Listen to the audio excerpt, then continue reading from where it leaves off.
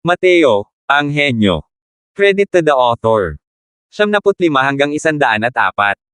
Ang mga pangalan po na nandito ay galing sa mga name generator.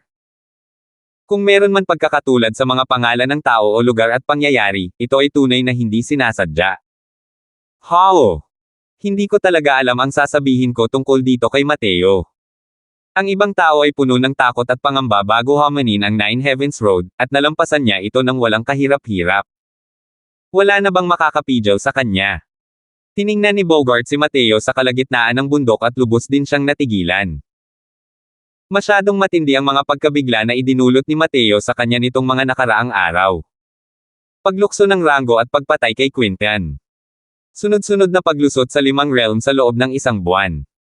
Pagiging isang alchemy master na may 4th level essence 3 realm cultivation. Paglukso sa isang pangunahing realm upang patayin si Tyson Linson. Ang bawat isa sa mga bagay na ito, kapag inilagay sa isang individual, ay isang imposibleng gawain. Pero nagawa lahat ni Mateo. Ngayon, lilinisin ba ni Mateo ang Nine Heavens Road na hindi pa nadaanan ng kahit sinong Essence Tree Realm noon? Hindi rin ito kapanipaniwala. Kahit hindi niya ito malampasan, base lang sa bilis niya sa unang 333 hakbang, sapat na iyon para maliitin ang lahat ng matatalinong estudyante. Oo.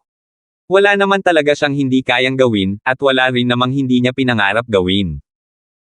Kung ikukumpara sa kanya, lahat tayo ay mga mayayabang na henyo. Kalokohan yan. Bakas din sa mukha ni Terry ang matinding gulat. Matandang Long, hindi ko kailanman itinanggi na isa akong henyo. Ganyan talaga sa loob ng teritoryo ng estado ng Novaria. Gayunpaman, ang antas ng henyo ni Mateo ay higit na lumampas sa sakop ng henyo, bumantong hininga si Bogart sa paghanga. Sa lahat ng panahong ito, tanging si Terry lamang ang patuloy na nakakapigil sa kayabangan ni Bogart. Ngunit ngayon, ang kanyang kayabangan ay nawasak ng pagganap ni Mateo. Nawala ang natatarantang tingin ni Terry, at ang pumalit dito ay ang walang kapantay na determinasyon. Umiling siya at sinabing, hindi ang talento niya ang tinutukoy ko, kundi ang puso niyang makapangyarihan. Kung ikukumpara kay Mateo, ang pinakakulang pa rin sa atin ay ang puso ng isang makapangyarihan. Kalokohan yan. Ako, si Terry, ay palaging ipinagmamalaki ang aking kakayahang maliitin ang lahat ng eksperto. Pero sa totoo lang, isa lamang akong duwag. Mateo, salamat. Medyo nalito si Bogart sa mga sinabi ni Terry. Gayunpaman, malinaw niyang nararamdaman ang isang uri ng pagbabagong nagaganap sa katawan ni Terry. Parang ang pakiramdam ng kaliwanagan. Anong pinagsasabi mo, Old Long? Pusong makapangyarihang nilalang. Kahit hindi tayo kasing daig ni Mateo, ang hangarin nating maging malakas ay hindi nagbago sa lahat ng ito, di ba? Naguguluhan na tanong ni Bogart. Hindi tumingin si Terry kay Bogart kundi tinitigan niya si Mateo na nasa kalagitnaan na at nagbigay ng nakakalitong sagot. Powerhouse. Ang isang tunay na powerhouse ay hindi kung gaano kalakas ang kanyang lakas kundi kung gaano kalakas ang kanyang panloob na puso. Bogart, pagkatapos maayos ang bagay na ito, hahamunin ko rin ang Nine Heavens Road. Ano? Gusto mong hamanin ang Nine Heavens Road? Sawang-sawa ka na bang mabuhay? Napatalon sa takot si Bogart habang bulalas. Gayunpaman, ngumiti lamang si Terry ng bahagya na parang nakita na niya ang lampas sa buhay at kamatayan. Kung hindi man lang ako makadaan sa isang maliit na Nine Heavens Road sa estado ng Novaria, paano ko masasabing magiging isang makapangyarihang tao ako? Anong mga kwalifikasyon ang mayroon ako para hamakin ang walang hanggang mundo na ito at umakyat sa banal na kaharian? Ang lugar na ito kung saan muling nagkatawang tao si Mateo ay tinatawag na walang hanggang mundo. Ang Endless World ay ipinangalan sa Endless Forest. Dahil ito ay tunay na walang katapusan at walang hanggan, na naghihiwalay sa Endless World sa North at South Domain. Baliw. Baliw na baliw. Gaano ka man kalakas, Old Long, mas malakas ka ba kay Julian? Mamamatay ka kung susubukan mong tahakin ang Nine Heavens Road. Ano ang mapapala mo sa pagmamaliit sa Endless World kung mawawalan ka ng buhay? Natarante si Bogart. Baliw na baliw si Mateo, at ngayon, kahit ang ranggong isa sa Martial Roll of Honor na si Terry, ay nabaliw din kasama niya. Ano na nga ba ang nangyayari sa mundong ito? Sa kabilang banda, hindi natinag si Terry. Walang kapantay na determinasyon ang makikita sa kanyang mga mata.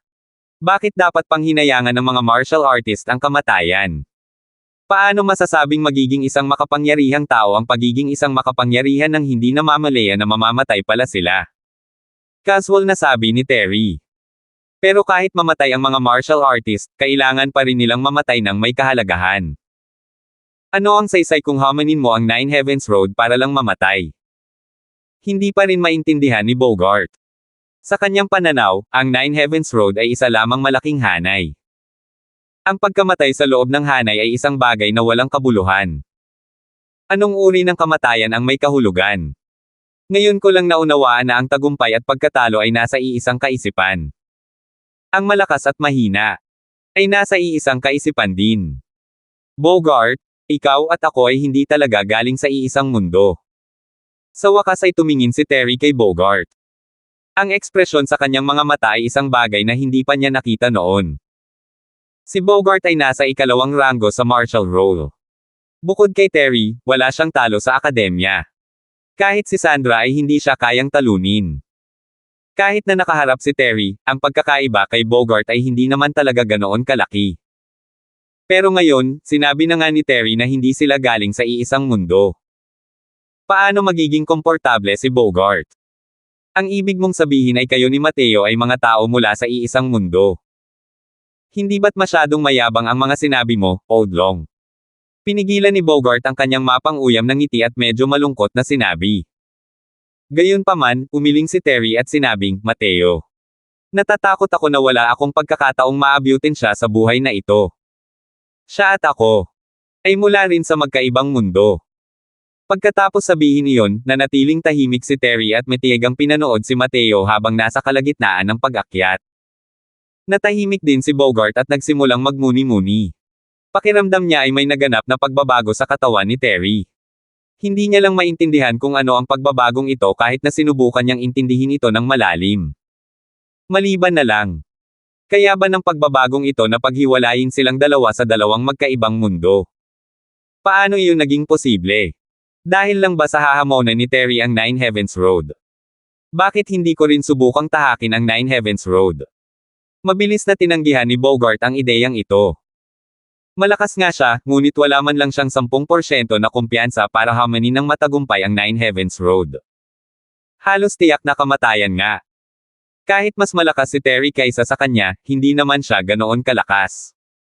Ibig sabihin, kahit pumunta siya, halos tiyak na kamatayan ang ibibigay niya. Ano nga ba ang napagtanto ng lalaking ito? Napakababa ng survival rate pero nang ahas pa rin siyang subukan. Hindi ba't parang nanliligaw na kamatayan ito? Oo. Tunay ngang naliwanagan si Terry.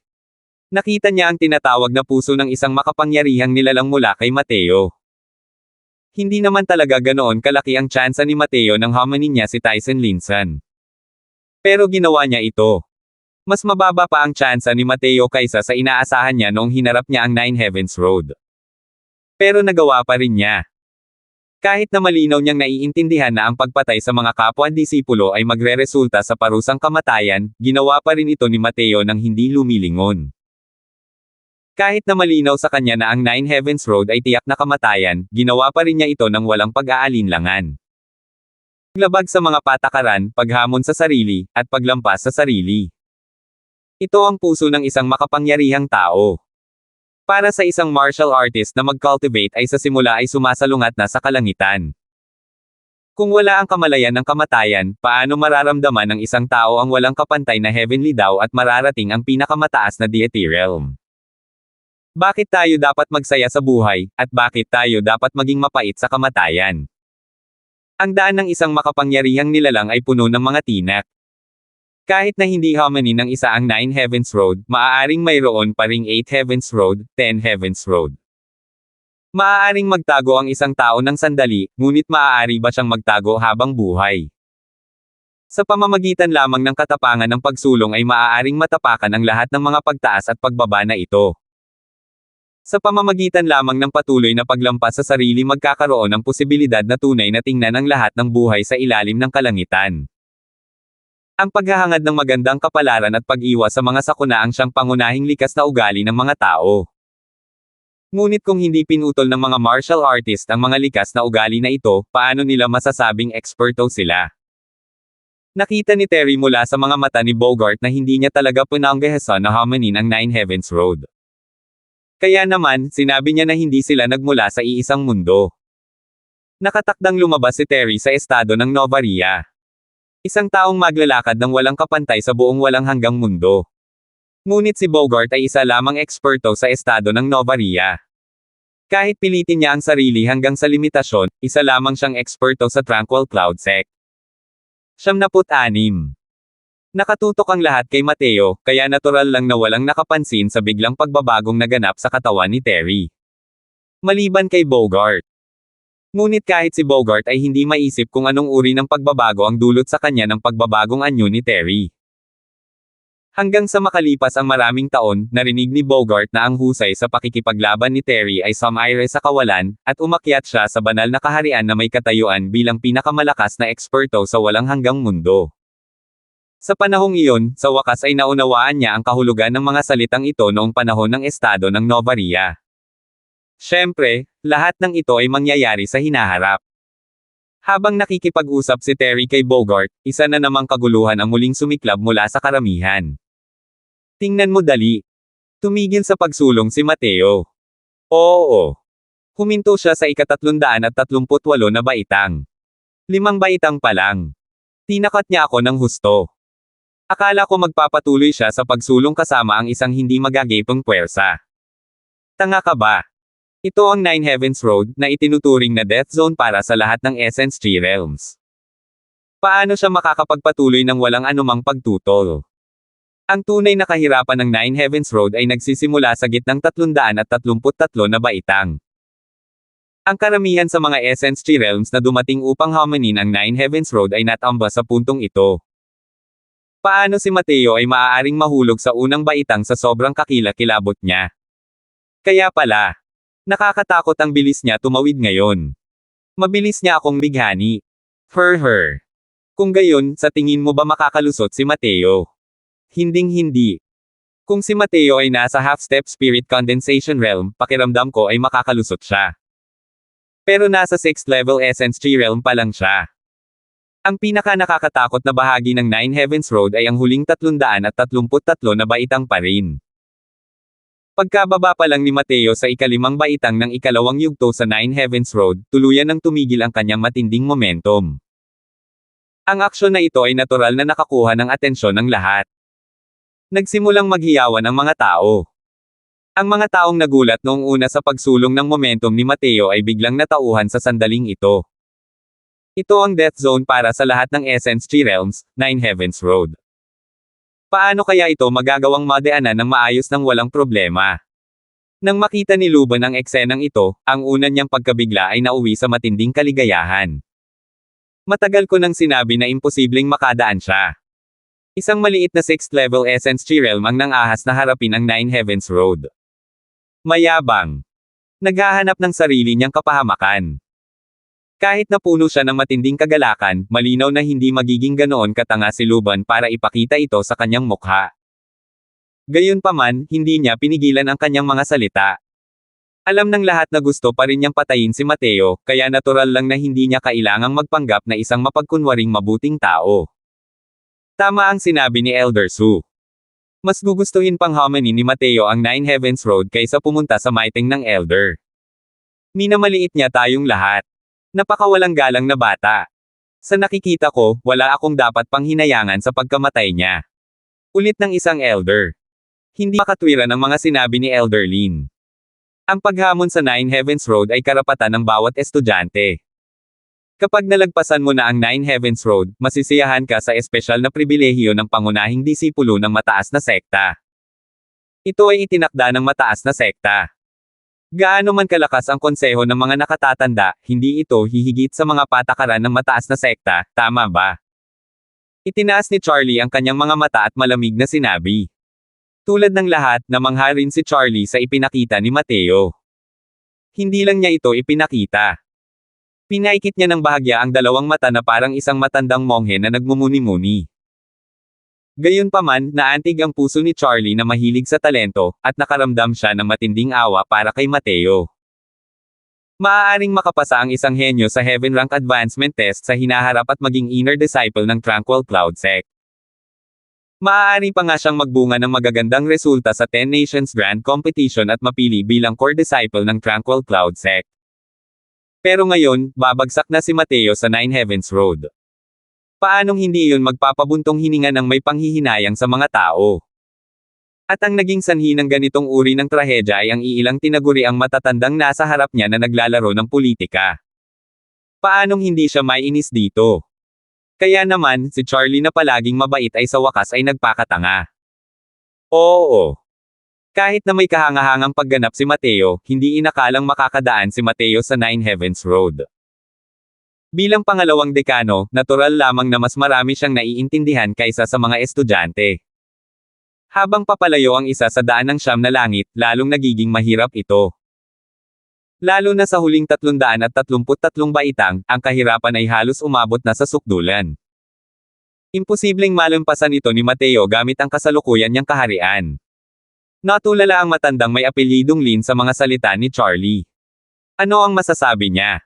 Na mas malaki siya kaysa sa Tranquil Cloud Sect. Hindi ba't paghangad iyon ng kamatayan? Kasalukuyan, si Mateo ay nasa isang ilusyonaryong paglalakbay. Kasalukuyan siyang nasa Pill Refinement Room sa Medicine King's Hall ng Divine Realm. Isang silid para sa pagpipino ng mga pill na napakalawak na maaaring maging silid para sa pagsasanay ng martial arts, 10 beses na mas malaki kaysa sa silid para sa pagpipino ni Rosie. Maituturing itong labis-labis. Pretuhin ni Mateo ng hindi maganda ang ibang aspeto ng kanyang sarili maliban na lang sa Pill Refinement Room na ito at mga bagay na may kaugnayan dito. Ano man ang mangyari, hindi niya haharapin ng masama ang sarili niya o hindi maganda ang performance niya sa aspetong ito. Dahil ang kaharian ng Diyos ng Alchemy ang panghabang buhay niyang layunin. Limitless Cauldron, isa sa mga pinakamahusay na pill cauldron sa Divine Realm. Ito ang dating pinakadakilang pag-ibig ni Mateo. Bukod doon, narito rin ang iba't ibang kagamitan sa pagpino ng mga tableta at mga sangkap na herbal. Pamilyar ang lahat ng bagay dito. Mahigit 300 taon ang ginugol ni Mateo sa silid na ito ng pagpipino ng mga gamot. Para kay Mateo, mas pamilyar pa siya sa silid na ito ng pagpipino kaysa sa kanyang silid tulugan. Walang mga salamin sa kanyang Pill Refinement Room, pero alam ni Mateo na tiyak na nabawi na niya ang kanyang dating anyo. Ang anyo ay nagmumula sa puso. Ang ilusyonaryong kaharian na ito ay talagang makatotohanan. Kaya nitong lubusang mahukay ang mga bagay na nakabaon sa loob ng aking puso. Kahit alam kong isa itong ilusyonaryong kaharian, ayaw ko pa ring magising. Bamantong hininga si Mateo ng may emosyon. Matapos makapasok si Mateo sa ikalawang yugto ng Nine Heavens Road, bigla niyang naramdaman ang sobrang bigat ng kanyang ulo. Matapos ang kaunting pagkahilo, lumitaw siya sa kanyang dating silid ng pagpipino. Kinumpirma na ni Mateo na agad siyang pumasok sa isang ilusyonaryong mundo. Maaaring magmukhang hindi nakakapinsala ang mga ilusyonaryong kaharian, ngunit ito ay lubhang mapanganib. Ang mga estudyanteng nabaliw matapos homanin ang Nine Heavens Road ay tila nawala sa kanilang mga sarili matapos bumagsak sa ikalawang yugtong ito. Ang karaniwang taong sumusubok sa malalim na mundo ng ilusyon ay kadalasang hindi makakalabas dito. Agad silang matatenggay papasok, at sa huli, mawawala ang kanilang mga sarili sa loob nito. Tanging ang isang taong may matatag na puso ang makakapagpalaya sa kanilang sarili mula sa mundo ng ilusyon at makakabalik sa realidad. Gayunpaman, ang prosesong ito ay lubhang mahirap.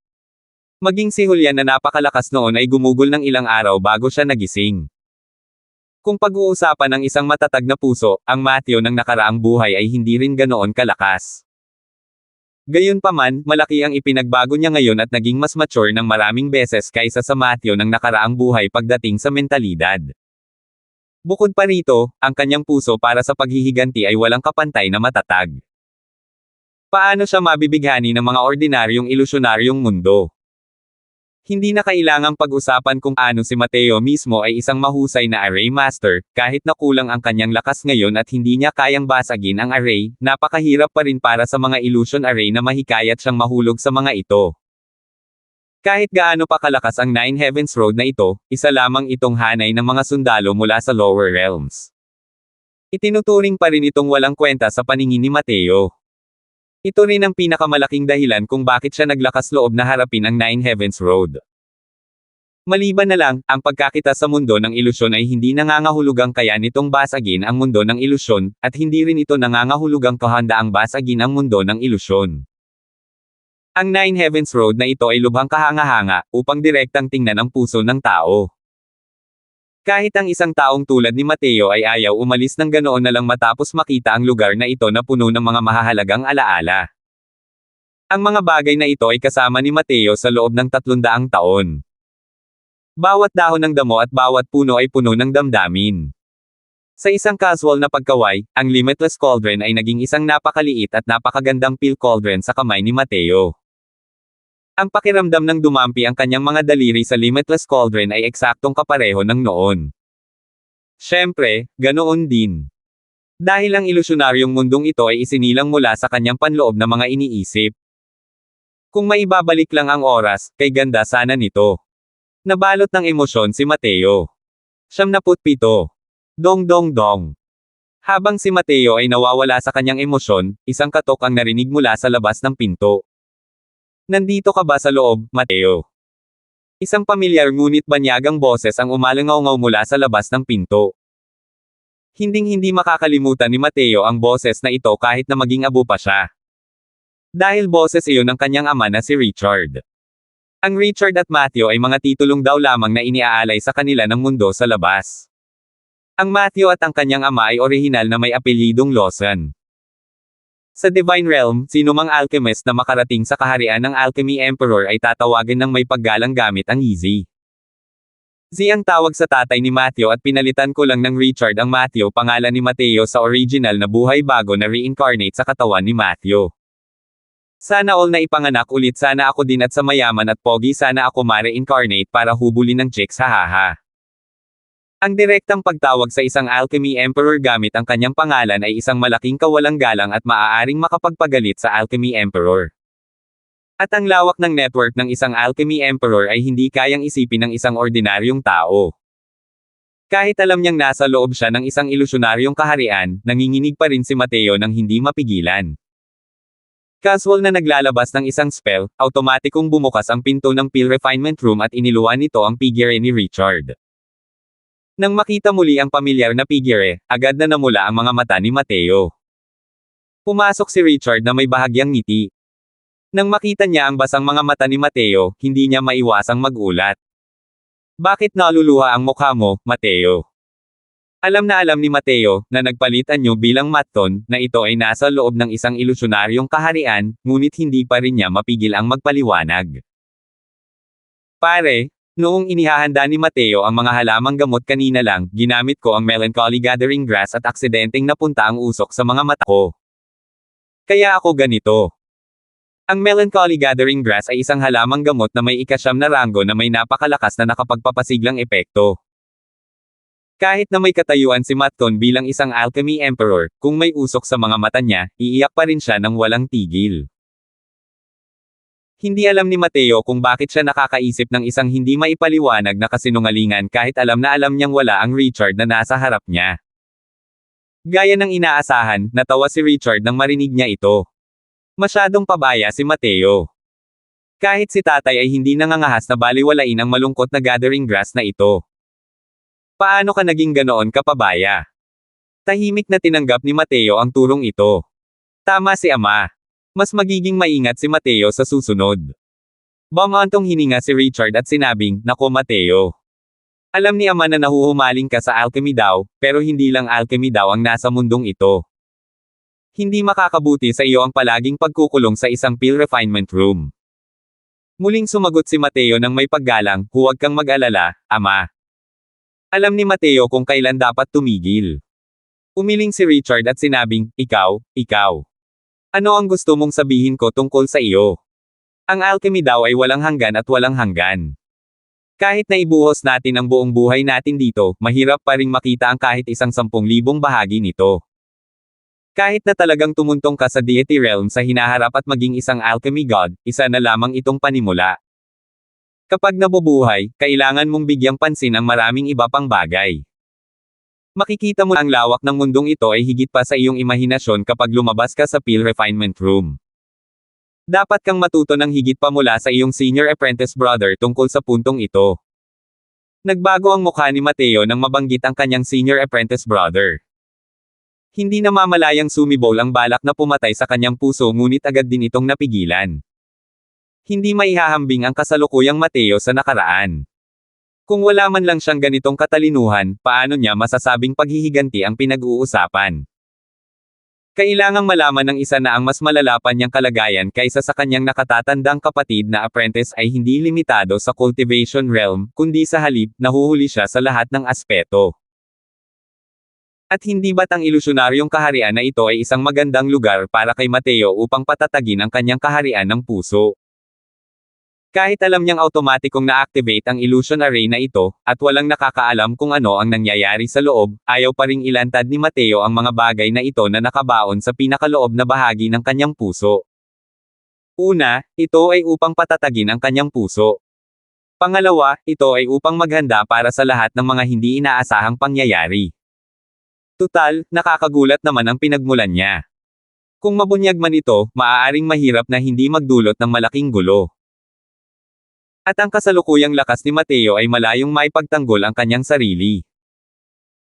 Gayunpaman, tila natuklasan ni Richard ang kislap ng balak pumatay ni Mateo at labis siyang naguluhan. Anong problema? Nagkaroon kayo ng alitan ng kapatid mong senior apprentice. Ngumiti si Mateo at tumango. Huwag kang mag-alala, ama. Maliit na away lang yan. Magiging ayos din ang lahat pagkatapos ng panahong ito. Ngumiti si Richard at sinabing, ganoon nga. Kung gayon ay ayos lang. Ang isang mapayapang pamilya ay uunlad. Ayos lang ang maliliit na away at pagtatalo, ngunit kung mag-aaway kayong magkapatid, ang Medicine King Hall na ito ay magugunaw sa kalaunan. Lihim na bamaantong hininga si Mateo. Higit pa ito sa basta pag-aaway lang. Pinatay ng tampalasa na ito ang amo na nagbigay sa kanya ng lahat ng kanyang kakayahan at nagpalaki sa kanya sa loob ng ilang daang taon. Pinatay pa niya ang nag-iisang anak ng kanyang amo. Hindi kayang tiisin ng langit at lupa ang ganoong kalate na anak. Carson. Kapag bumalik ako sa banal na kaharian balang araw, tiyak na dudurugin ko ang mga buto mo hanggang sa maging alabok. Sige. Bakit kaya hinanap ni ama ang batang ito? Kahit na ang intensyong pumatay sa kanyang puso ay umaabot hanggang sa kalangitan, hindi nagpakawala si Mateo ng kahit kaunting galit. Alam ni Mateo na tila nalampasan na niya ang larangan ng kanyang puso. Matapos marinig iyon, hinampis ni Richard ang sarili niyang ulo at ngumiti ng mapait. Alam mo, matanda na ako at magulo ang ulo. Nakalimutan ko na ang tamang gawain pagkatapos kitang makausap. Pinino ni ama ang isang half-step divine peel at malapit nang magpatawag ng Peel Appreciation Grand Assembly. Kapag dumating ang mga bisita mula sa lahat ng dako para bumati pagkalipas ng ilang araw, ikaw at ang iyong senior apprentice brother ang mag-aayos ng lahat ng bagay. Huwag mong pretuhin ng walang galang ang mga bisita. Nanginig ang buong katawan ni Mateo nang marinig ito. Ngayon lang, siya ay nalulong sa mga nakaraang pangyayari at hindi niya lubos na inisip kung anong oras siya dinala ng ilusyonaryong kaharian. Ngayon lang nabanggit ito ni Richard saka biglang nagising si Mateo. Ang tinatawag na Peel Appreciation Grand Assembly na ito ang eksaktong pagkakataong ipinakita ni Carson ang kanyang mga pangil. Anong Peel Appreciation Grand Assembly ito? Isa lamang itong Grand Assembly para sa pagpatay ng ama at kapatid. Ang mga tinatawag na bisita mula sa lahat ng dako ay mag-isang inayos ni Carson. Hindi niya talaga alam kung paano kumilos si Carson sa loob ng ilang taon na ito para biglang magdala ng 12-dosenang mga Divine King. Dahil nakipagsabuatan ang loob at ang labas, mabilis nilang pinabagsak ang Medicine King Hall. Ang Medicine King Hall ay isa ring nangungunang kapangyarihan sa Divine Realm. Ang mga Divine King lamang sa ilalim ng pamumuno ni Richard ay umabot sa mahigit 100 katao. Ngunit si Carson ay nakayanan ng lahat sa loob ng ilang daang taon, na naging dahilan upang agad na masira ang Medicine King Hall. Walang kaalam-alam si Matton sa labas ng mundo, kaya naman nalinlang siya ng lahat ng nangyari. Kahit na muling nagkatawang tao siya ngayon, hindi pa rin niya maintindihan kung paano nagawa ni Carson ang lahat ng iyon sa harap ng mag-ama. Nang ipikit niya ang kanyang mga mata upang hintayin ang kamatayan, binalot siya ng pagsisisi sa kanyang karaniwang pagwawalang bahala. Ngunit huli na ang lahat para magsisi. Patay na si Richard at naglaho na ang kanyang daw. Kaya naman, ang layunin ng pag-iral ni Mateo sa buhay na ito ay pagawin ang dalawang bagay. Ang unang bagay ay ang personal na pagpatay kay Carson at paghihigantihan ang matinding puot na ito. Ang pangalawa ay ang pag-alam kung anong puwersa ang sumusuporta kay Carson mula sa likuran. Naniniwala si Mateo na walang God ang hindi ito kayang gawin ni Carson ng mag-isa. Gusto mo bang baligtarin ang isang napakalaking kapangyarihan tulad ng Medicine King Hall? Ang puwersa sa likod ni Carson ay tiyak na napakalakas na halos matakot ang mga tao sa sandaling makita ito. Pero ano kaya? Kung hindi niya kayang maghiganti para kay Ama, ano pa ang saysay ng muling pagkakatawang tao niya kay Matton? Siya, si Matton, ay namuhay ng may pagmamalaki. Paano niya nagawang mamuhay ng ganito kawalang dangal? Kahit na mas mahirap ang paghihiganti kaysa sa pag-abot sa langit, susubukan pa rin ni Matton na maabot ang langit na ito. Hindi ba't pagsasanay lang iyon ng martial arts? Dahil si Matton ay maituturing na alchemist na pinakamalapit sa Diyos ng alchemy noong nakaraang buhay niya, maaari siyang maging martial artist na malamang na makapasok sa deity realm sa buhay na ito. Paano ako mapipigilan ng isang maliit na Nine Heavens Road, Matton, sa aking paglalakbay sa langit? Huwag kang mag-alala, Ama. Maliit na bagay lang ito sa pagitan namin ni Senior Apprentice Brother. Tiyak na makikipagtulungan ang batang ito kay Senior Apprentice Brother at pangangasiwaan ng maayos ang usapin ng pagtanggap sa mga bisita, nakangiting sabi ni Mateo. Kahit na dumadagandong ang mga alon sa kanyang puso, matigas ang ulo ni Mateo na hindi nagpakita ng kahit katiting na emosyon. Hindi pinayagan ni Mateo ang kahit kaunting depekto sa kanyang puso. Habang mas nahaharap ang isang tao sa isang makapangyarihang kaaway, mas kailangan niyang panatilihin ang katatagan ng kanyang puso. Kapag nagpapalitan ng suntok ang mga eksperto, ang ipinaglalaban ay hindi lamang lakas kundi pati na rin lakas ng puso. Haha! Kung gayon ay makakapagpahinga na ako ng maluwag, tumawa ng malakas si Richard at nakangiting sabi habang hinahaplos ang kanyang balbas. 78. Nagkaroon ng ganap na katahimikan sa paanan ng Nine Heavens Peak. 4 na oras nang nakatayo si Mateo sa ikalimang baitang, samantalang 2 oras lang ang ginamit niya para matapos ang unang 333 baitang. Tiningnan ng mga estudyante ang figurang iyon na nasa kalagitnaan na ng bundok. Mula sa unang pagkabigla, naging kasabikan, pagkatapos ay pagkalungkot, at hanggang sa mga buntong hininga ng panghihinayang at awa. Bumaba ang lagnat mula sa pinakamataas na punto hanggang sa nagyayelong punto. Ang pagmamadali ni Mateo ay hindi sinasadyang nagbigay sa lahat ng pakiramdam ng isang malakas na simula ngunit isang mahinang wakas. Masyadong mabilis ang unang yugto, ngunit ang pangalawang yugto ay isang pagkabigo sa simula pa lang. Napakalaki ng pagkakaiba sa pagitan ng bago at pagkatapos. Sa puntong ito, walang nag-akala na makakayanan pa ito ni Mateo. Unti-unting naglaho ang kanilang kumpiyansa kasabay ng paglipas ng panahon. 4 na oras na nakatayo sa isang baitang. May 328 baitang pa sa likod. Paano siya makakapasa? Humph! Naglalaro lang. Gumamit siguro siya ng panlilinlang para makakuha ng kalamangan dati. Kaya naman naging maayos ang lahat. Malamig na sanggal ni Luban. Batay sa mga nakaraang karanasan, ang ikalawang yugto ng Nine Heavens Road ay maaaring maging isang walang hanggang ilusyonaryong kaharian. At ang hinango ng ilusyonaryong kaharian na ito ay magiging lalong nakakatakot kasabay ng pagtaas ng mga baitang. Sa huli, hindi na makakalabas ang mga tao. Lumubog na ng malalim si Mateo sa ikalimang baitang, natatakot ako na wala ng pag-asa pang mailigtas ang sitwasyon. Bihira ring magsabi si Sander sa oras na ito. Tumingin si Charlie kay Mateo ng may seryosong ekspresyon. Paano niya hindi malalaman ang sinabi ni Sander?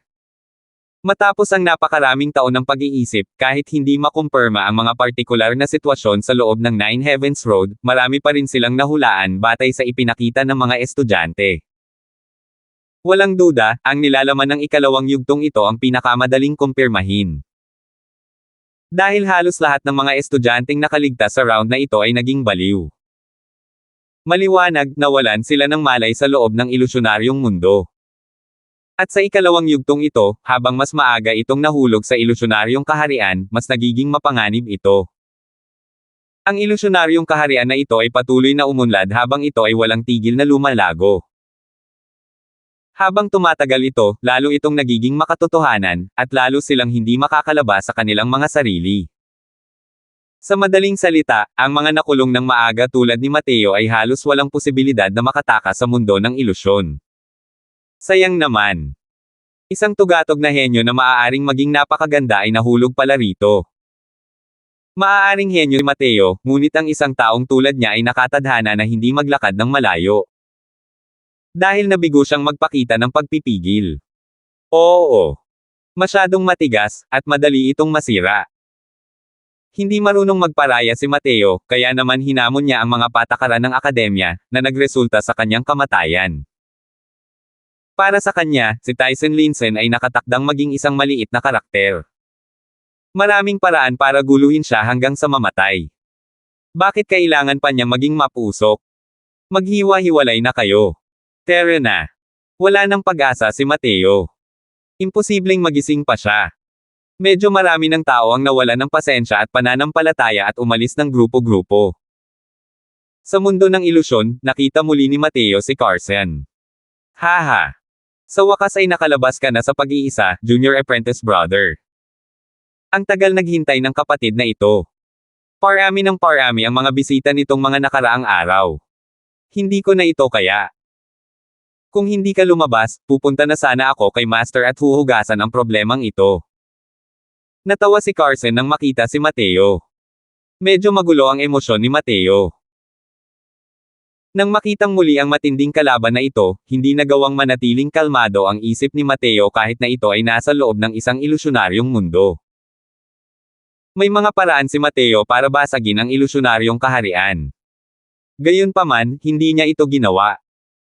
Ayaw niyang baguhin ang direksyon na patungo sa ilusyonaryong kaharian at makipaglaban hanggang kamatayan kay Carson. Dahil wala itong kabuluhan.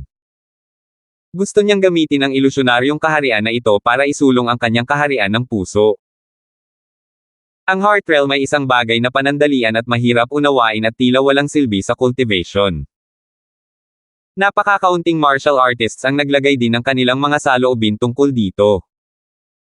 Gayunpaman, alam ni Mateo na ang Heart Realm ay lubhang kapaki-pakinabang para sa hinaharap na cultivation road ng isang martial artist. Natukoy pa nga nito sa isang antas ang potensyal at limitasyon ng martial artist. Para sa mga martial artist, ang Heart Realm ay parang pagdagdag ng mga pakpak sa isang tigre.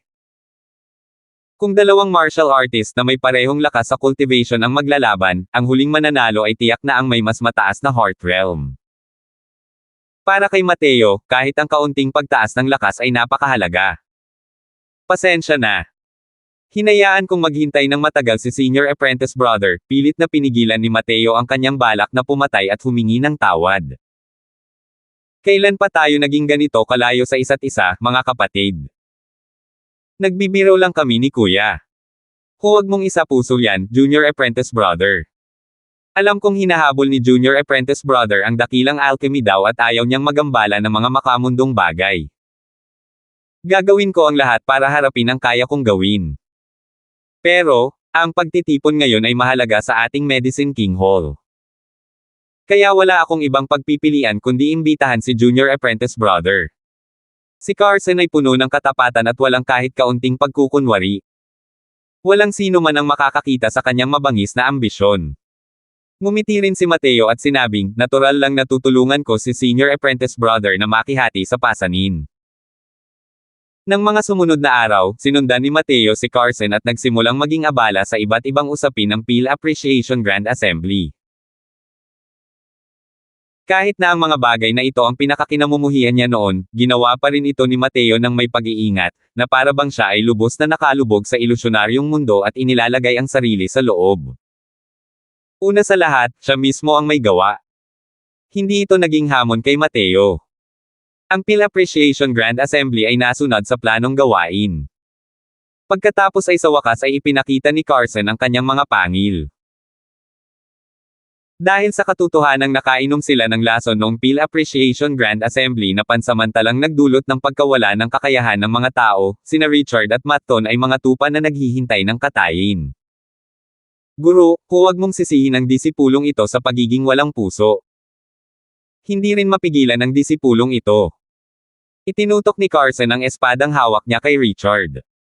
Parang abo ang puso ni Richard. Pinaikit niya ang kanyang mga mata at sinabing, ngayong nangyari na ang lahat, wala nang saysay pang magsalita. Sana ay maligtas mo ang buhay ni Mateo.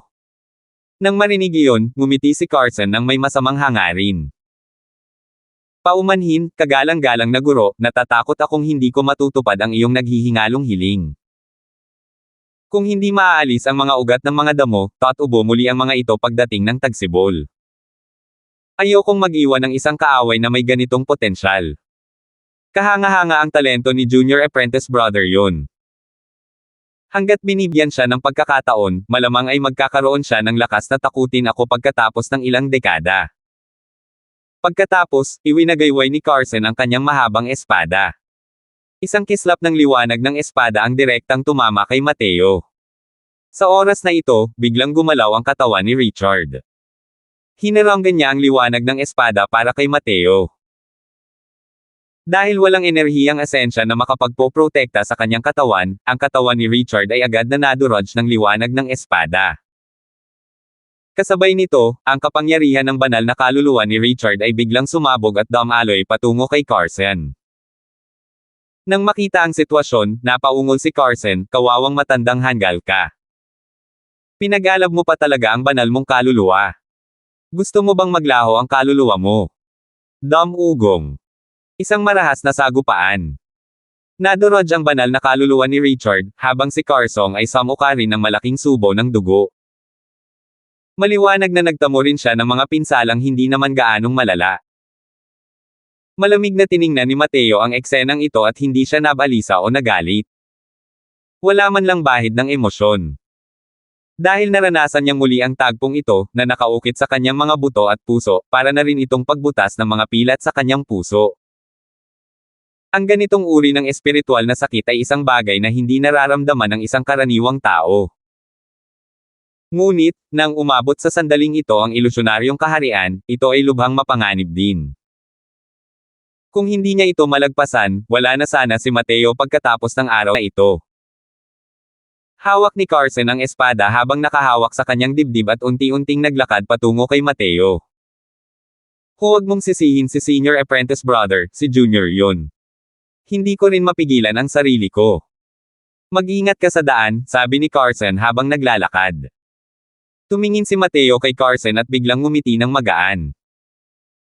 Pinag-cross ni Mateo ang kanyang mga binti para umupo at ipinikit ang kanyang mga mata na parang tuluyan na siyang sumuko sa pagpipigil. Gayunpaman, habang papalapit si Carson, ang aura sa katawan ni Mateo ay unti-unting nawala. Hanggang sa bandang huli, hindi na niya maramdaman ang kanyang aura, na para bang patay na siya. Sa isang hiwa, unti-unting dumilim ang buong mundo. Mas malabo at mas makulimlim. Sa wakas, nawala rin ito. Dahan-daw ang iminulat ni Mateo ang kanyang mga mata at dinama ang totoong mundo, bamulong sa sarili, para bang tubig na walang paa ang puso na ito. 79.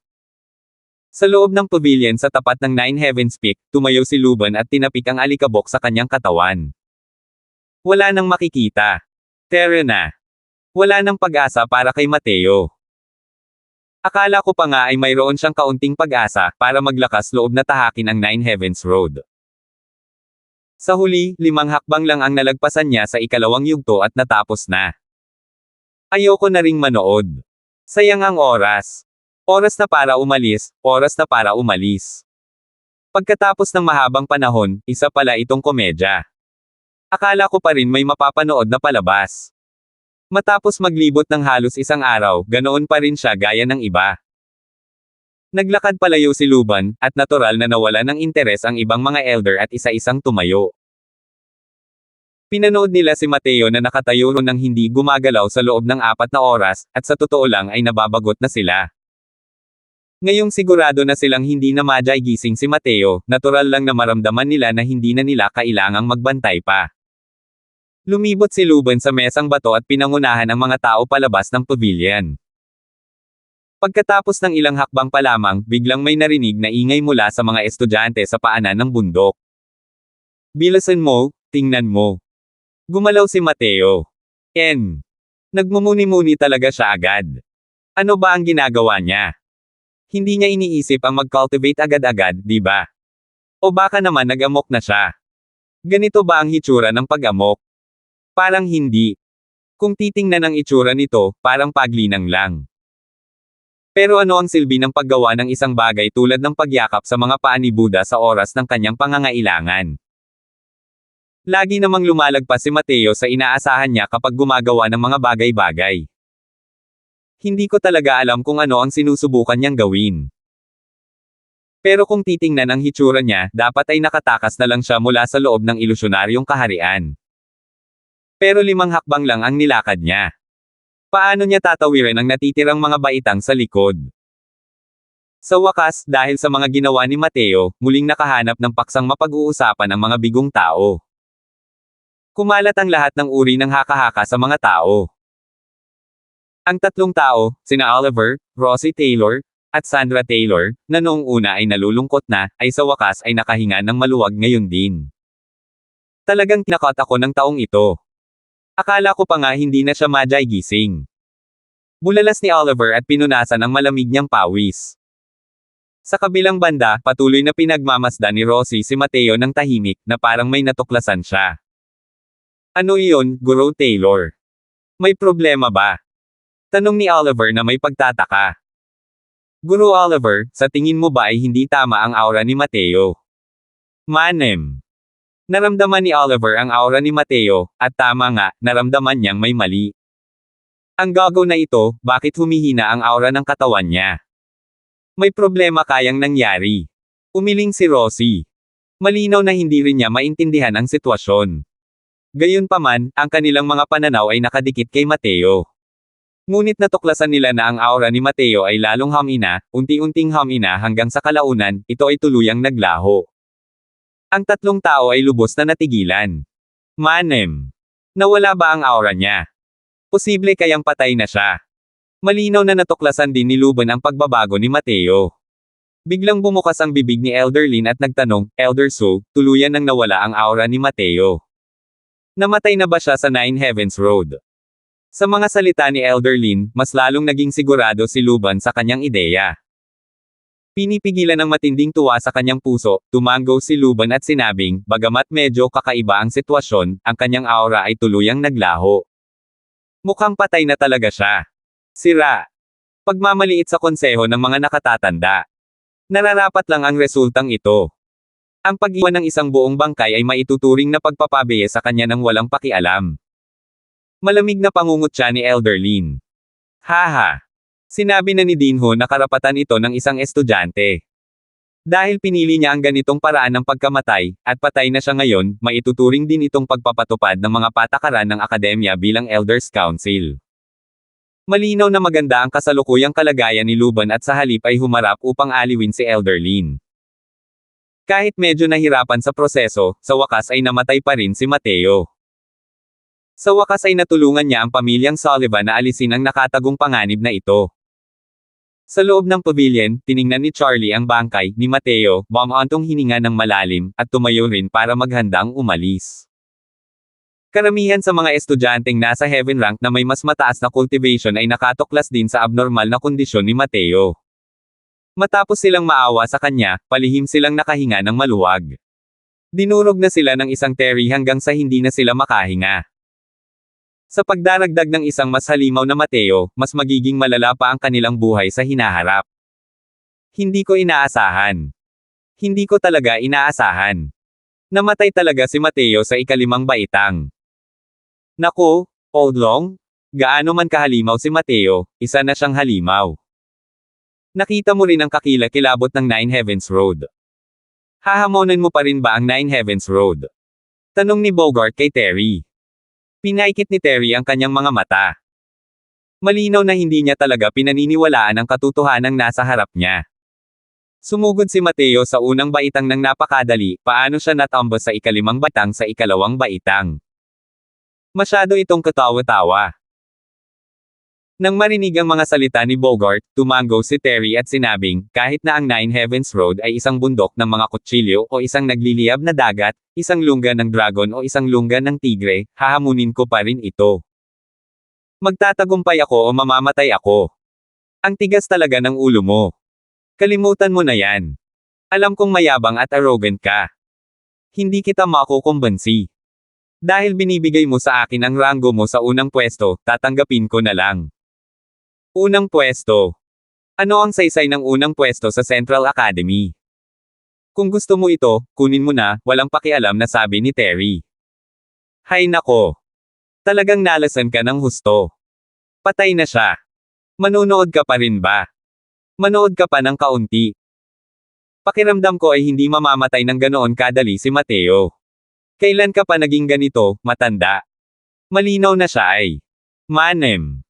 Anong nangyayari? Habang nag-uusap ang dalawa, bigla nilang naramdaman ang ilang hindi regular na paggalaw sa nakapalibot na enerhiya ng asensya. Ang mga estudyante sa paanan ng bundok ay nagsimula ng maghanda para umalis ng biglang, isang malakas na hangin ang dumaan, at ang enerhiya ng asensya sa paligid nila ay nagsimulang humina. Anong nangyayari? Ang Nine Heavens Peak ay isang lupain na may labis na saganang enerhiya ng asensya. Bakit ngayon ay naging napakanipis ng enerhiya? Maaari kayang may isang taong nakakalusot. Si Mateo to. Si Mateo ay unti-unting lumalakas. May sumigaw mula sa loob ng karamihan, dahilan para muling mapadako ang tingin ng lahat kay Mateo. Nakita ko lang na ang enerhiya ng asensya sa paligid ng Nine Heavens Peak ay biglang sumugod patungo kay Mateo sa sandaling ito.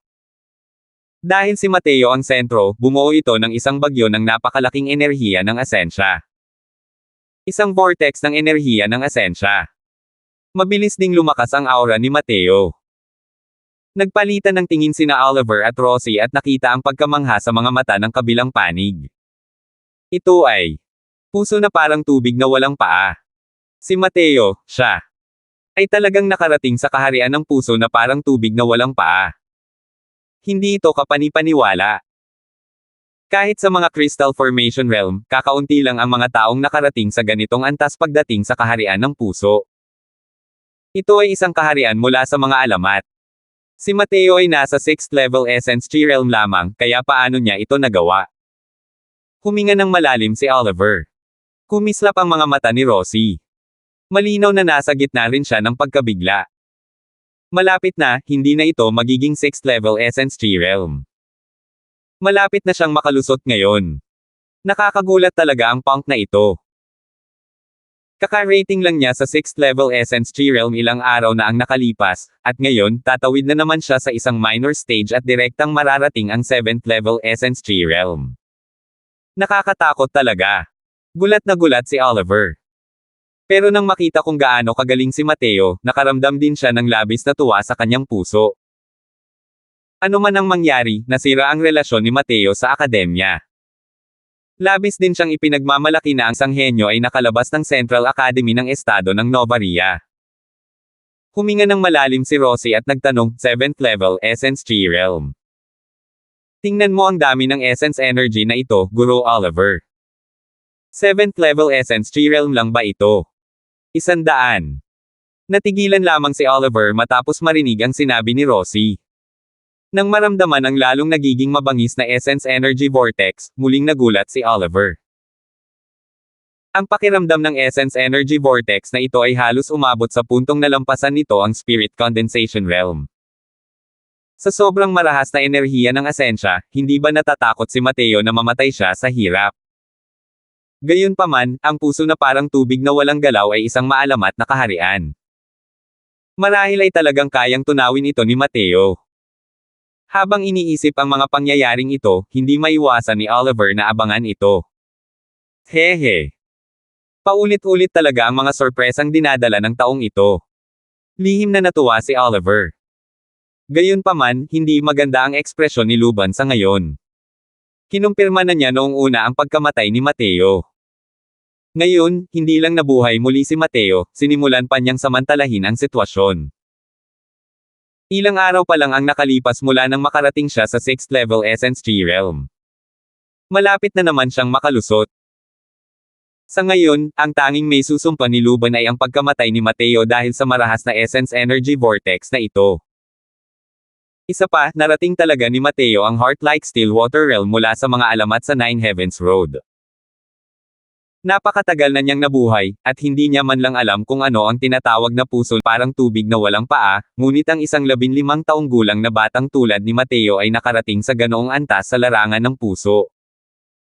Pagkatapos magwala, biglang nakaramdam ng pagkabalisa si Luban. Bigla niyang naalala ang mga sinabi ni Mateo 3 araw na ang nakalipas. Tatandaan ko ito, matandang utot.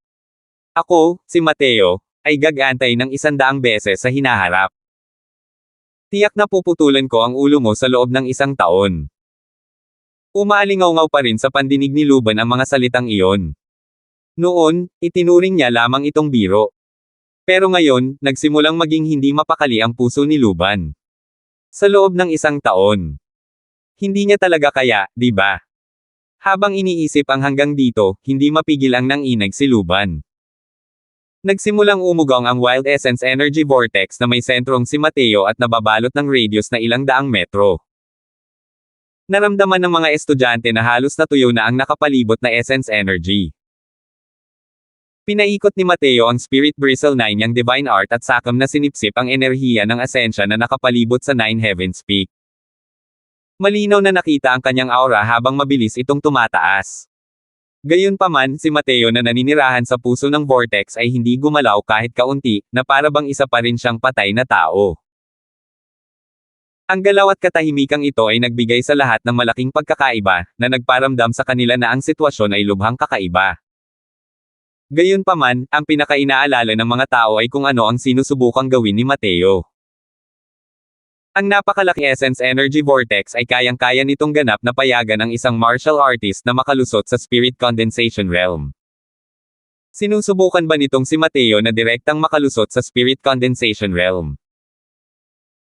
Sa ilalim ng mga natatarantang mukha ng lahat, ginamit ni Mateo ang puso na parang tubig na walang galaw upang paikutin ang Spirit Bristle 9 niyang Divine Art. Ang kahusayan nito ay naging ilang beses na mas mabilis kaysa sa karaniwan. Walang pakundangang pinino niya ang enerhiya ng asensya upang madala ito sa kanyang dantian. Ang kanyang cultivation realm ay patuloy ding tumataas. Ang tagumpay sa cultivation sa pagkakataong ito ay hindi si Mateo ang nagpasimula ng tagumpay, kundi, natural itong sumunod pagkatapos ng tagumpay sa Heart Realm. Gaya ng kasabihan, kapag puno na ang tubig, kusang umaapaw ito. Ganito ang logika. Pagkatapos ng 15 minuto, ang kaharian ni Mateo ay nakarating sa ikapitong antas ng Essence Tree Realm nang walang anumang sorpresa, at tumuntong sa huling minor stage sa Essence Tree Realm. Gayunpaman, simula pa lamang ito. Ang Essence Energy Vortex ay hindi nagpakita ng anumang senyales ng paghinto, at patuloy na pinipino ni Mateo ang Essence Energy nang walang tigil. Napakabaliw. Napakaraming Essence Energy ang nasipsip niya at nakarating lang siya sa 7th level Essence Tree Realm. Kung ako yun, malamang sapat na yun para maabot ang 8th level Essence Tree Realm. Oo. Ang nililinang niya ay tiyak na hindi batas sa paglilinang ng akademya. Imposibleng magkaroon ng ganitong epekto ang mga batas sa paglilinang ng Tier 3 ng akademya. Kapag pinagkumpara mo ang mga tao, kailangan din nilang mamatay. Kapag pinagkumpara mo ang mga kalakal, kailangan din nilang itapon. Iniisip ko kung kaya ko bang maging kasing daigdig ni Mateo kung linalina ko ang isang napakalakas na batas ng paglilinang. Natutulog ka pa ba? Huwag mong pag-usapan ang paglilinang ng batas ng paglilinang ni Mateo. Kaya mo pa bang linangin ang mga batas ng paglilinang sa Tier 3 ng akademya? Ang mga batas ng paglilinang na may mataas na antas ay walang kapantay na lalim. Kung kaya itong linangin ng lahat, hindi ba lahat ay makakaakyat sa Divine Realm? Totoo iyan. Pero paano sinusubukan ni Mateo na makalusot? Kung titingnan ang kanyang hitsura, hindi ba siya susuko kung hindi siya makakalusot patungo sa Spirit Condensation Realm? Noong una, ganoon din ang naisip ko, pero kung titingnan ang kasalukuyan niyang pagganap, ang dami ng essence energy na kailangan para makalusot sa spirit condensation realm ay tiyak na nakakatakot. Kahit na malakas ang essence energy vortex na ito, natatakot ako na hindi ito sapat para makalusot siya sa spirit condensation realm. Sa gitna ng mga talakayan ng karamihan, ang cultivation ni Mateo ay patuloy na tumaas at mabilis na nakarating sa rurok ng 7th level essence tree realm. Pagkatapos, direkta itong nakarating sa ikawalong antas ng Essence Tree Realm. Kasunod nito, hindi bumagal ang momentum ni Mateo. Mas lalong lumakas ang kanyang aura hanggang sa makarating siya sa 9th level Essence Tree Realm bago tuluyang bumagal. Sa wakas, huminto ang kaharian ni Mateo sa pinakamataas na antas ng 9th level Essence Tree Realm, isang hakbang na lang ang layo mula sa Spirit Condensation Realm. Naglaho ang Essence Energy Vortex, at dahan-daang bumangon si Mateo. Bumulong siya sa sarili, sa nakaraang buhay, nakapag-cultivate ako hanggang sa antas ng Divine King nang walang anumang breakthrough sa Heart Realm. Hindi ko inakalang habang nasa Essence Tree Realm pa lang ako ngayon, hindi ko inaasahan na magkakaroon ako ng ganitong breakthrough. Binibigyang diin ng mga martial artist ang Essence Energy ngunit minamaliit ang Heart Realm. Hindi ko inaasahan na magiging ganito kahalaga ang Heart Realm. Marahil ang hindi mahahawakan at mahirap unawaing Heaven-Man Unity ay maaaring may koneksyon sa Deity Realm. Mayroon ding pagkakaiba sa pagitan ng mga realm sa loob ng Heart Realm, maliban sa hindi ito kasing sistematiko ng mga Cultivation Realm. Medyo mahirap din itong maunawaan. Ang Heart Realm ay nahahati sa tatlong realm. Ang mga ito ay ang Heart-like Still Water, Heart-like Monolith, at ang Mythical Heaven-Man Unity. Hindi maaaring sanayin ang larangan ng puso. Maaari lamang umasa sa maswerteng pagkakataon at naliwanag ang pag-unawa. Ang puso ay parang tubig na walang agos, katulad ng isang lumang balon na walang mga alon. Madaling sabihin, ngunit sa katotohanan, napakahirap itong makamit. Ang mundo ay sinasalot ng kaguluhan at kalituhan. Paano nga ba magiging simple ang tunay na makamit ang puso na parang tubig na walang paakong nasa gitna ng mundong puno ng tunggalian? Ang mga makakarating sa Heart-like Still Water Realm ay malamang na hindi hihigit sa 10 sa buong Endless World. Hindi rin naasahan ni Mateo noong una na makakalusot siya sa mundo ng mga puso. Inilubog niya ang sarili sa mundo ng mga ilusyon upang makapag-ensayo para sa pagkikita nila ni Carson sa hinaharap. Ang lakas ni Carson ay hindi kayang intindihin ng karaniwang tao.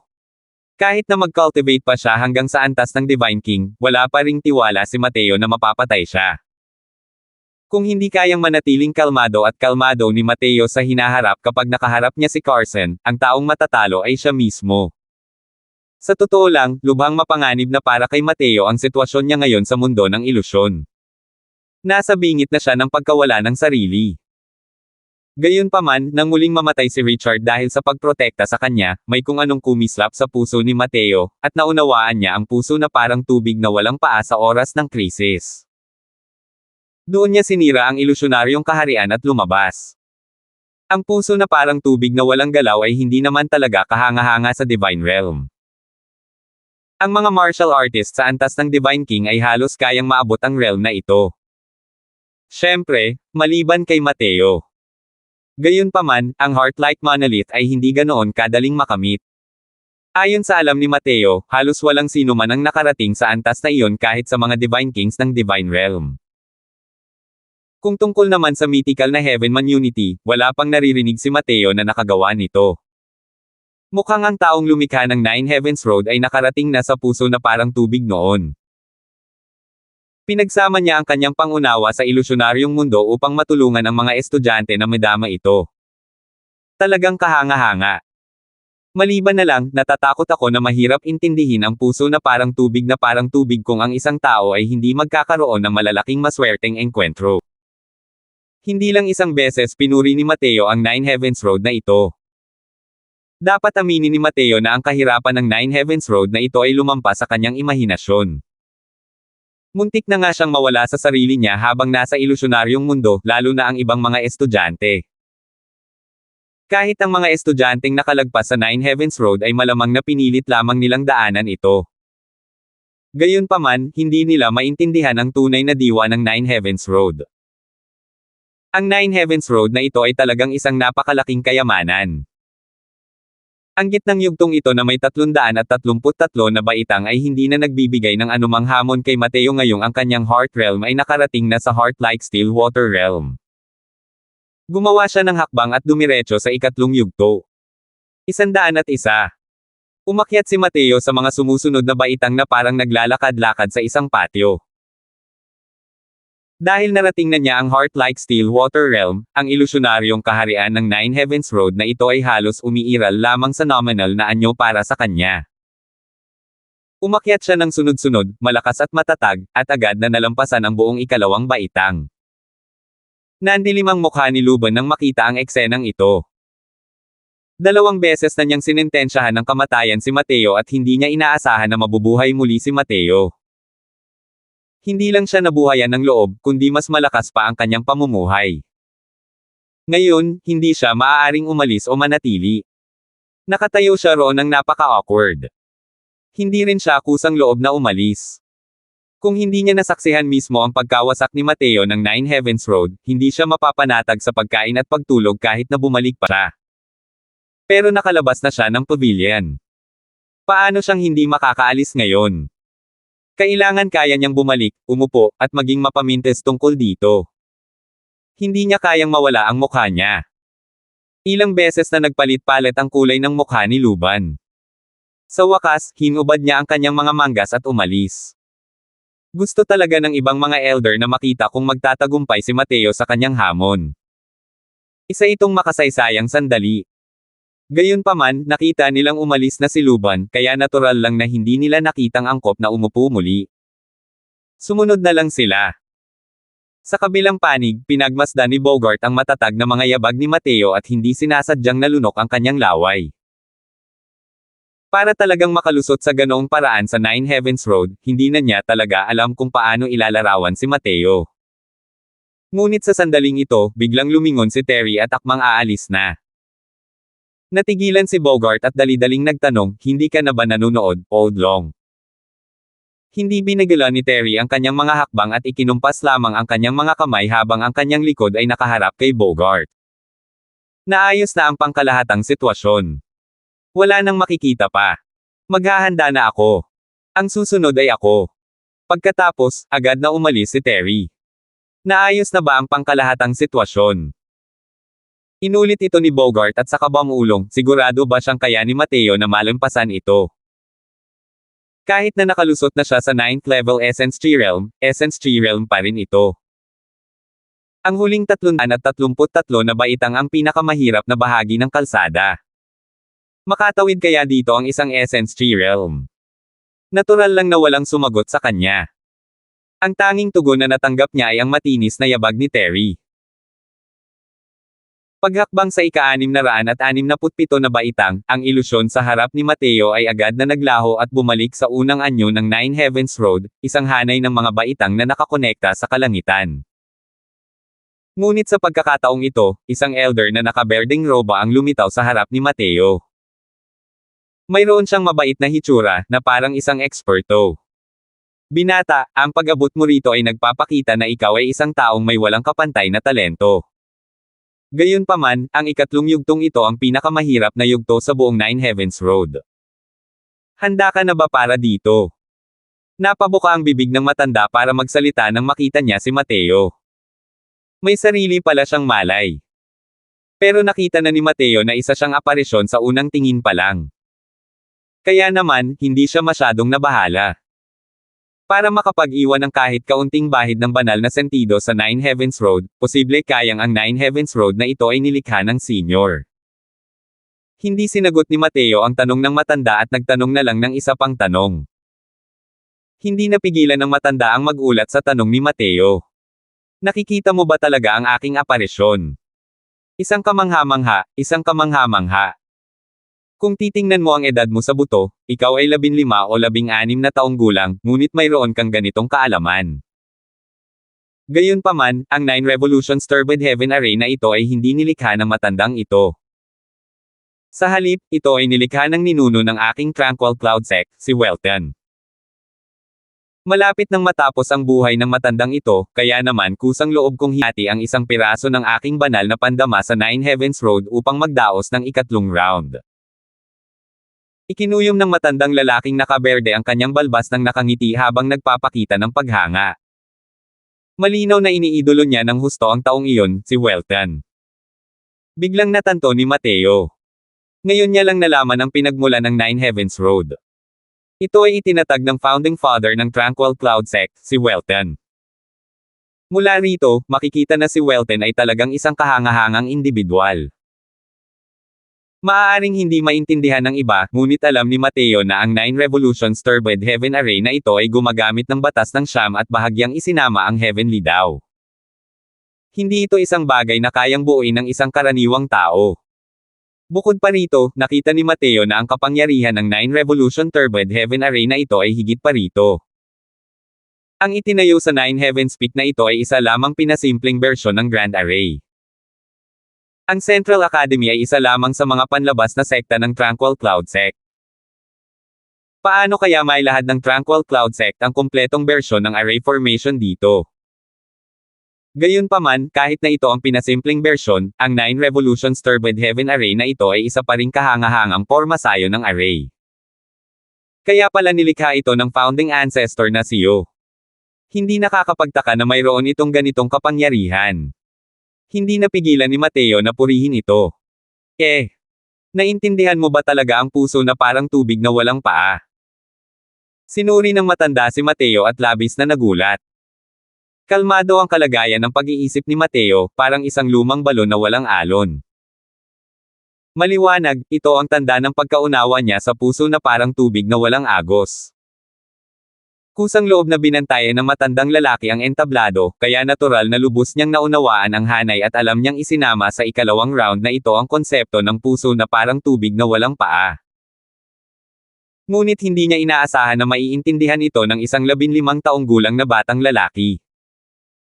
Bahagyang ngumiti si Mateo, at sinabing, swerte lang naintindihan ito ng junior na ito.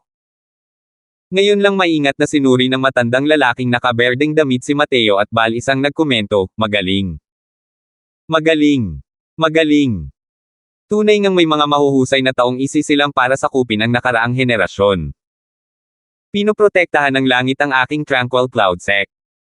Tiyak na mabubuhay muli ang aking Tranquil Cloud Sect sa hinaharap na may ganitong talento. Naghintay ako ng 1 milenyo, at sa wakas, nakakita ako ng pag-asa. Bilisan mo, sabihin mo sa akin ang pangalan mo, binata. Si junior na ito ay si Mateo. Maaari ko bang malaman ang pangalan ng senior? Magalang na tanong ni Mateo. Magalang pa rin si Mateo sa isang taong katulad niya na nagsakripisyo ng sarili para sa pag-unlad ng sekta. Kailangang malaman ng isa na ang elder na ito ay wala pang gaanong lifespan noon. Ang paghahati ng Divine Sense upang maging host ng array formation ay magreresulta sa mas malaking pagkawala ng lifespan. Ano ang dahilan niya para maging walang galang sa isang taong walang pag-iimbot? Mateo. Hindi naman masama, hindi naman masama. Ang matandang ito ay si Yandel Lu. Ako ang ika-35 henerasyon ng Tranquil Cloud Sect, Marshall Hall, Hall Master. Kaya ang senior ang Hall Master ng Marshall Hall. Ang junior na ito ay nagbibigay ng kanyang paggalang. Yumuko si Mateo ng may paggalang. Haha. Dali, bumangon ka. Isa na akong patay na tao, kaya ano ang saysay ng paggawa mo ng ganitong walang kabuluhang kagandahang asal? Mahigit 100 taon ko nang pinangangasiwaan ang hanay na ito. Malapit nang maubos ang aking banal na pandama. Para makaharap ang isang walang kapantay na henyo na tulad mo bago ako mamatay, ang matandang ito ay maaaring mamatay ng mapayapa. Sa pamamagitan ng mga espesyal na paraan, ang banal na pandama ay tunay ngang mapapanatili sa mahabang panahon. Ngunit darating ang araw na ito ay tuluyang maglalaho. Ang banal na pandama ni Yandel ay maaaring tumagal ng 10 taon pa. Sa oras na iyon, tuluyan na itong mawawala sa mundong ito. Isang dating makapangyarihang nilalang, ngunit kailangan pa rin niyang bumalik sa alabok. Ito ang kalungkutan ni Yandel at ang paghihirap din ng lahat ng martial artist. Kahit ang isang walang kapantay na banal na hari ay hindi kayang malampasan ang pinsala ng panahon. Gayunpaman, si Yandel ay isang taong malawak ang pag-iisip. Matagal na niyang minaliit ang buhay at kamatayan. Halos 200 taon ko nang pinangunahan ang Nine Revolutions Turbid Heaven Array. Pero, ang bilang ng mga estudyanteng nakilala ko ay halos 10 tao lang. Tanging ang batang iyon na nagngangalang Julian ilang taon na ang nakalipas ang nag-iwan ng kaunting marka sa akin. Pero kumpara sa iyo, mas mababa siya. Masyadong mabait, Senior. Natural lang na hindi hihipa ni Mateo ang sarili niyang trompeta sa harap ni Yandel. Bagamat halos 200 taon lamang naging host si Yandel, malinaw na malinaw sa kanya ang sitwasyon sa loob ng Nine Heavens Road na ito. Hindi man lang niya napansin ang mga tinatawag na henyo. Paano masasabing henyo ang isang tao kung hindi man lang niya kayang lagpasan ang 3 rounds? Hindi ganitong uri ng henyo ang kailangan ng Tranquil Cloud Sect. Ang kailangan ay mga henyo na kayang bumuhay muli ng Tranquil Cloud Sect, magtipon, at pamunuan sila.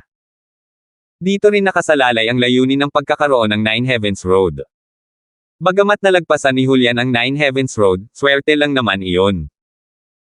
Puso na parang tubig na walang paa at sa ikatlong ikot na ito naroon ang tunay na diwa ng Nine Heavens Road. Kung hindi, bakit pa kailangang isakripisyo ang buhay ng Hallhead ng isang Marshall Hall para lang sa array formation? May maipapangako ka ba sa akin, binata? Biglang nagsalita si Yandel at nagtanong. 102. Gusto ba ni Senior Lou na tulungan ko ang Tranquil Cloud Sect na malampasan ang ibang mga sekta?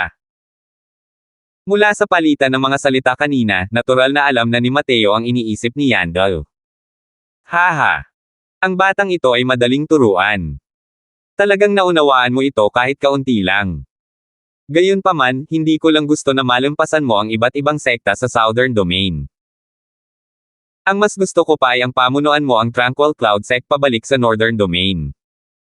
Balisang sabi ni Yandel. Nang marinig ito, mapait na napangiti si Mateo. Hindi ba't masyadong mataas ang tingin sa akin ni Senior Lou? Isa lamang akong junior sa Essence Tree Realm. Haha. Hindi mo kailangang maging mahinhin. Para maunawaan ang puso na parang tubig na walang paa, walang hanggan ang mga makakamit mo sa hinaharap. Sana lang kapag nagkaroon ka ng sapat na lakas, maalala mo ang pinagmumula ng tubig. Iyon lang. Patay na si Yandel, kaya natural lang na hindi siya hihingi ng malaking tulong mula sa isang mababaw na relasyon. Kung ang kahilingan ay masyadong sobra, hindi kailanman papayag si Mateo. Kahit na mangako siya, imposible ring gawin niya ito sa hinaharap. Pag-alala sa pinagmumula ng tubig, tamang-tama ang 4 na salitang ito. Itinuro nito na ang mga nagawa ni Mateo sa hinaharap ay dahil sa Tranquil Cloud Sect, ngunit hindi nito binanggit ang anumang partikular na kahilingan. Ang gagawin sa hinaharap ay kailangan pa ring umasa kay Mateo. Kung si Mateo ay isang taong walang utang na loob, ang mga salitang ito ay tiyak na masasayang. Ngunit kung si Mateo ay isang taong lubos na pinahahalagahan ang katapatan at mga relasyon, ang mga salitang ito ay maaaring nagbaon ng binhi sa puso ni Mateo. Nang marinig iyon, ngumiti si Mateo at sinabing, masyadong nag-aalala ang senior. Ako ay orihinal na disipulo ng Tranquil Cloud Sect. Inaasahan ko sa akin ang pag-aambag sa sekta. Tumanggaw si Yandel nang nakangiti. Malinaw na nasiyahan siya sa sagot ni Mateo. Hindi niya kailangan pang mangako ng kahit ano kay Mateo. Sapat na para Mateo na maalala na mabait sa kanya ang Tranquil Cloud Sect. Kung tungkol sa kung maaabot ba ni Mateo ang ganoong kataas sa hinaharap, hindi kailanman nagduda si Yandel. Noon, hindi talaga namumukod tangi ang talento ni Welton. Ngunit simula nang lubos niyang maunawaan ang puso na parang tubig na walang paa sa kaharian ng spirit condensation, wala nang makakapidyaw sa kanyang pag-angat. Kahit hindi maabot ni Mateo ang taas ni Welton, kahit papaano, magkakaroon siya ng sapat na lakas para maibalik ang Tranquil Cloud Sect sa Northern Domain. Malaki ang pagkakaiba ng kapangyarihan sa pagitan ng Northern at Southern Domains. Ang mga tunay na makapangyarihang sekta sa Endless World ay halos lahat nasa Northern Domain. Noon, ang Tranquil Cloud Sect ay isa ring pangunahing sekta sa Northern Domain. Pagkatapos, dahil hindi na kayang hawakan ng kanilang bagong henerasyon ang mga bagay tulad ng mas lumang henerasyon, nilamon sila ng ibang mga sekta at muntik nang mawala ng pundasyon. Sa lahat ng mga taong ito, ang mataas na antas ng Tranquil Cloud Sect ay hindi sumuko sa layuning bumalik sa Northern Domain.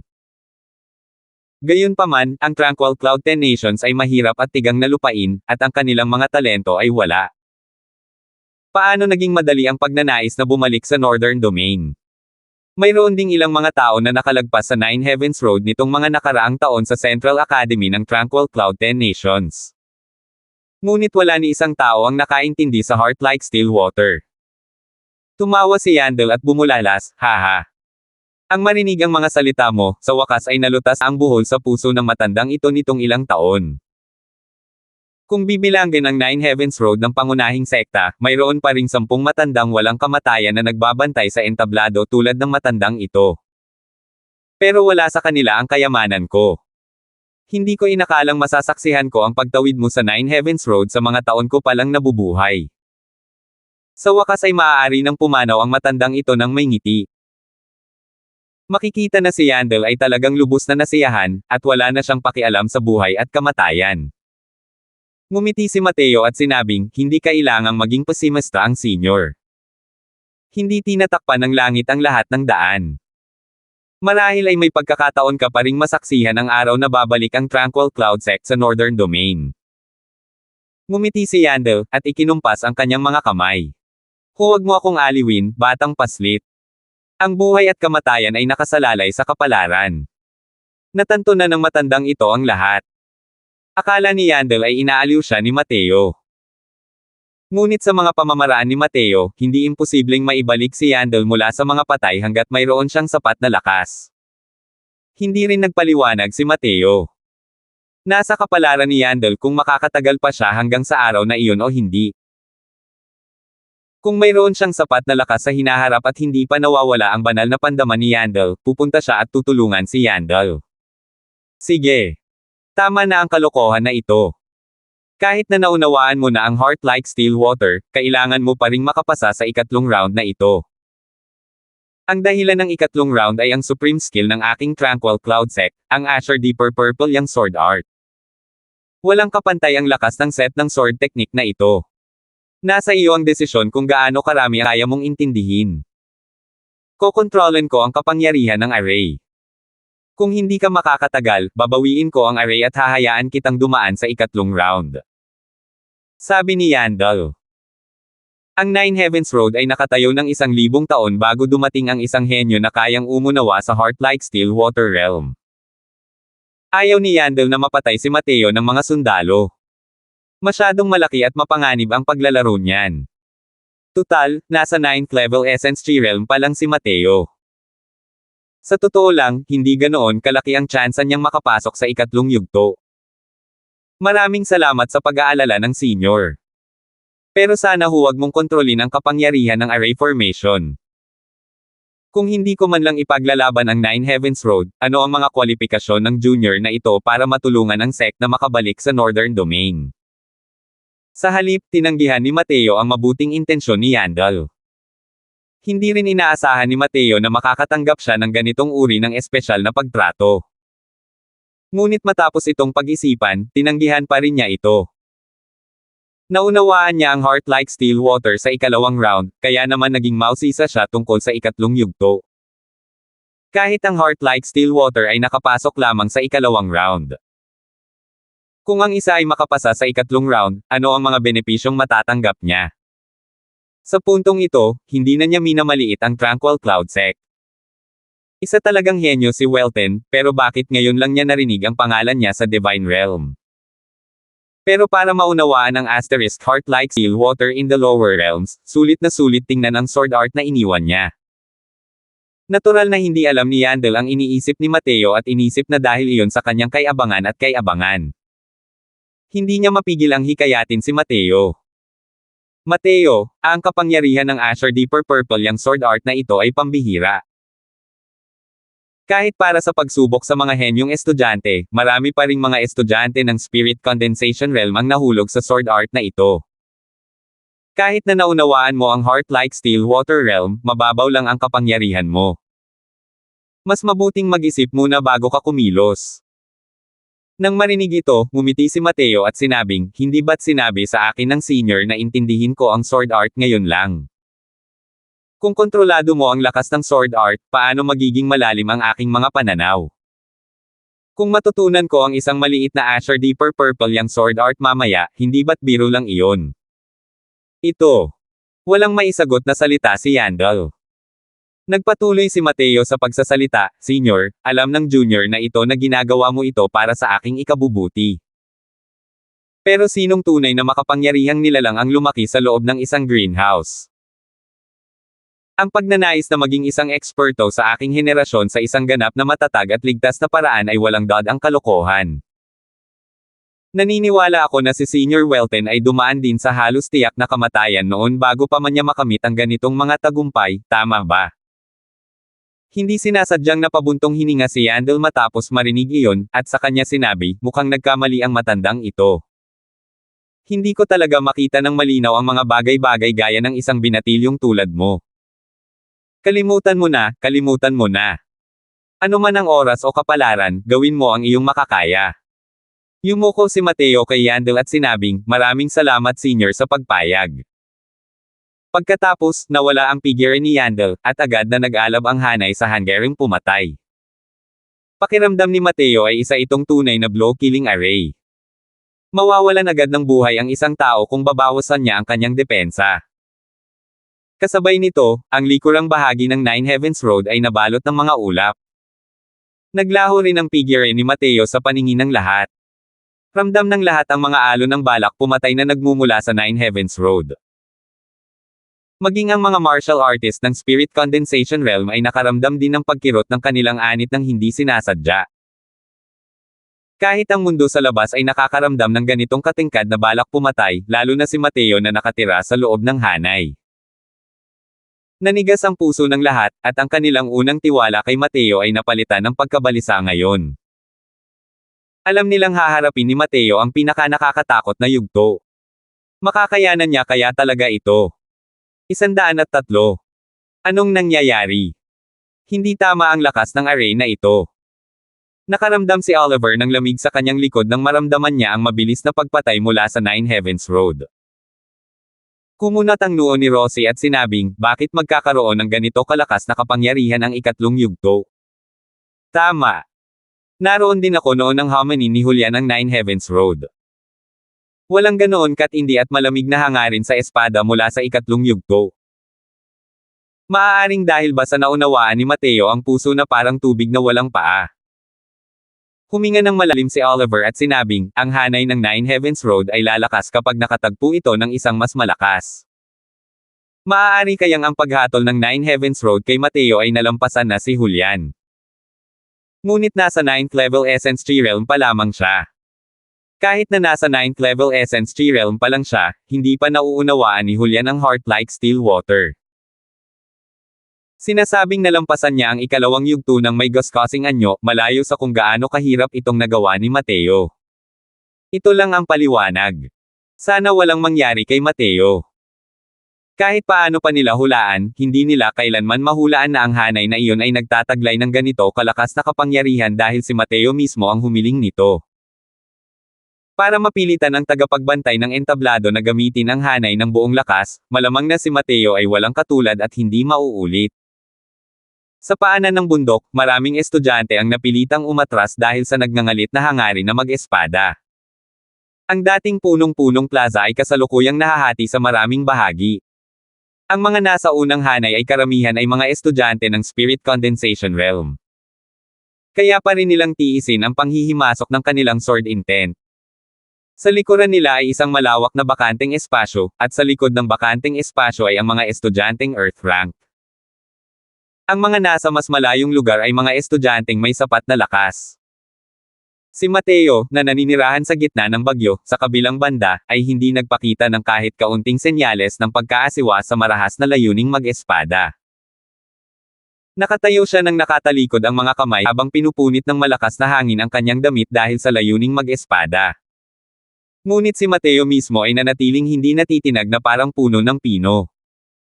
Ngunit sa sandaling ito, ang disposisyon ni Mateo ay ibang-iba sa karaniwan. Para bang ang buong pagkatao niya ay naging isang matalas na espada, at siya ay umaalingaw-ngaw sa mga nagngangalit na hangarin na gumamit ng espada. Manem.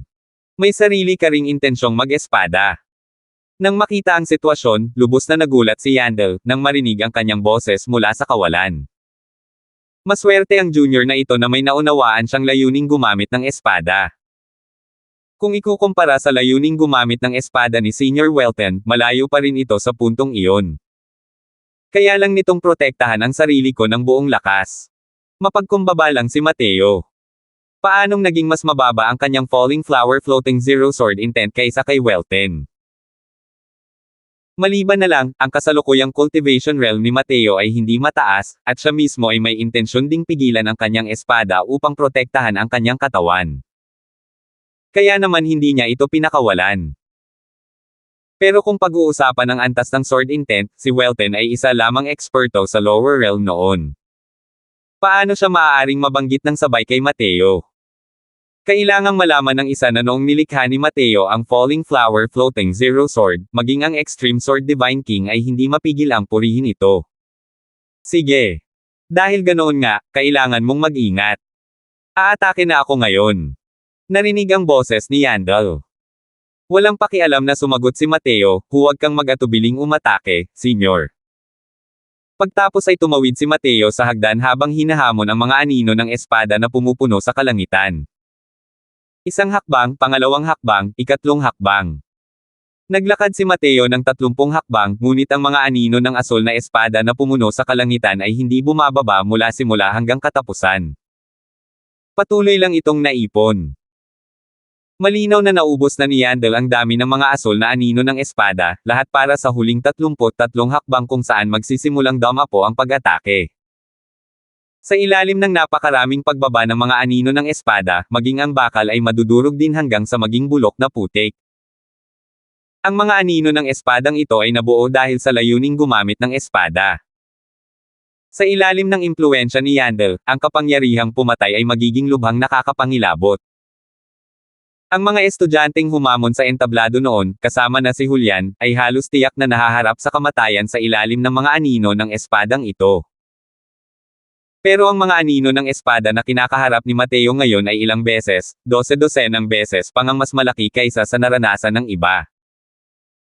Kahit na ang isang spirit condensation realm ay umabot sa ikatlong yugto, mahirap sabihin kung makaka-address ba sila ng lubusan o hindi. Pero si Mateo ay kasalukuyang kumikilos na parang walang nangyaring mali, at walang pag-aalinlangang naglakad palabas papunta sa una sa 33 baitang.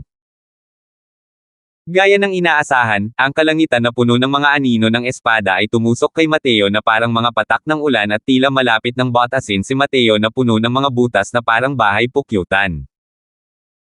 Sa sandaling iyon, ginamit ni Mateo ang kanyang mga daliri na parang espada at itinuro ang mga anino ng espada.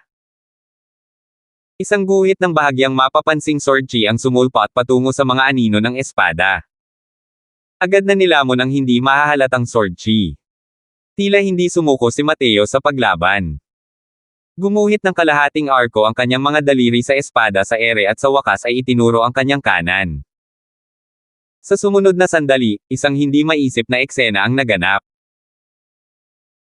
Ang ulan na tumatakip sa kalangitan ay sama-samang lumipad papunta sa kanan ni Mateo sa harap ng arkong iginuhit ni Mateo sa harap niya at tuluyang naglaho sa kawalan. Ano? Paano mo nagawa yun? Mula sa kawalan ay narinig ang nag-aalalang boses ni Yandel. Ngumiti si Mateo at sinabing, "Senior, may kaunting kaalaman ang junior na ito sa paggamit ng sword intent. Ang mga sword intent na ito ay maaaring mukhang napakalakas, ngunit sa katotohanan, sila ay mga damo lamang na walang ugat. Nakakalat at hindi nabubuo. Ginamit ko ang sword intent para hilahin sila, kaya natural na lumihis sila sa direksyon. Ito ay isang matalinong paraan ng paggamit ng mas mahinang puwersa para harapin ang mas malakas na puwersa." Sas! May! Naiintindihan ka ba? Bulong ni Yandel sa sarili.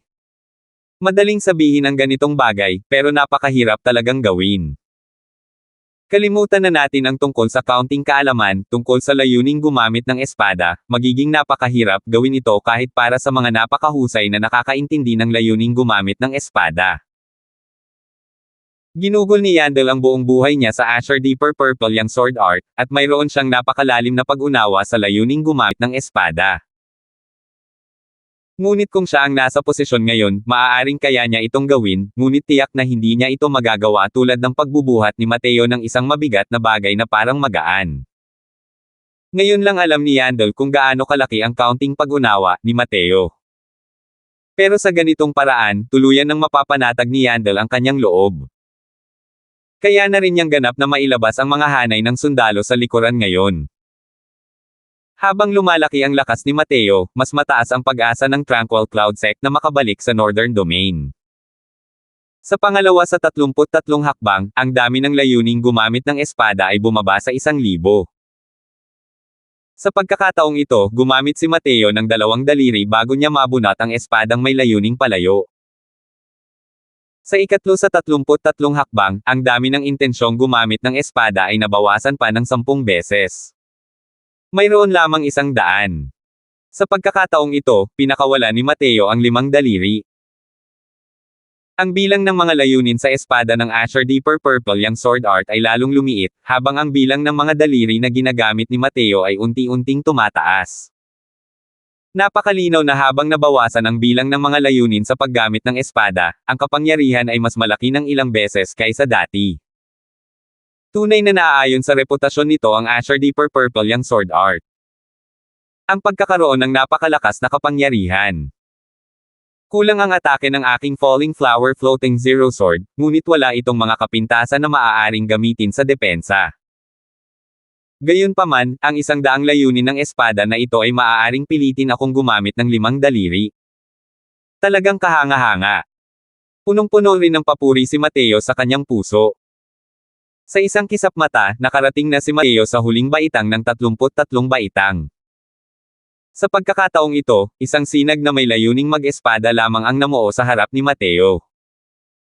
Pero nang makita ni Mateo ang taong ito na may layuning gumamit ng espada, ang mukha nito ay nagbago at naging hindi pa nakikitang seryoso. Ang bahid ng pagnanasang mag-espada ang siyang tunay na kahulugan ng Asher Deeper Purple yang sword art. Gaya ng dati, humakbang pasulong si Mateo. Ang kanyang layuning mag-espada ay hindi agad tumama kundi unti-unting naging pisikal. Mag-ingat ka, Mateo. Ang sinag ng layuning espada na ito ang pinakamataas na gawain ng founding ancestor na si Weltan. Mayroon itong hindi kapani-paniwalang kapangyarihan. Kahit na naunawaan mo ang layuning espada, kailangan mo pa ring maging maingat sa pagharap dito, babala ni Yandel. Sabi ni Mateo ng may seryosong mukha, maraming salamat sa babala ng senior. Alam na alam yan ni Mateo. Dati, ang mga intensyong iyon sa espada ay umaapaw sa sword chi. Pero sa pagkakataong ito, hindi man lang naramdaman ni Mateo ang kahit kaunting bakas ng sword chi na tumutulo palabas. Mula rito, masasabi kung gaano katibay ang bahid ng pag-iisip na ito ng espada. Nang lumapag ang paa ni Mateo sa ika-999 na baitang ng Nine Heavens Road, sa wakas ay gumana ang kanyang bahid ng pag-iisip na gumamit ng espada. 104. N. Ngayon lang, halatang ramdam ko pa rin ang hindi kapani-paniwalang layunin sa paggamit ng espada. Bakit wala na ngayon? Posible kayang nagtagumpay si Mateo na malampasan ang entablado. Biglang bulalas ni Oliver. Kung magtatagumpay siya sa pagpasa sa round na ito, ang Nine Heavens Peak ay bubuo ng isang bahaghari na daan upang siya ay pababain ng bundok. Ang mga salita ni Rosie ay nangangahulugan na hindi pa rin matagumpay na nakakalampas si Mateo sa entablado. Pero, ano ba itong sitwasyon? Kaya ba ni Mateo? Dahil hindi niya makita ang sitwasyon sa loob ng Nine Heavens Road, nagsimulang lumipad ang imahinasyon ni Oliver. Tigilan mo na ang paghula. Dapat lang tayong maghintay ng matyaga. Gayunpaman, ang Nine Heavens Road sa pagkakataong ito ay talagang kakaiba. Iniisip ko kung ano ang nakasalubong ni Mateo sa loob. Simula nang magsimulang yumigting ang huling linya ng Asher Deeper Purple yang sword art, tuluyan nang tumigil si Mateo sa pagpapakawala ng kanyang sword intent mula sa kanyang katawan at pumikit. Tila tuluyan na siyang sumuko sa paglaban. Anong ginagawa mo, Mateo? Ang bahid ng pagnanasang mag-espada ay kakaiba.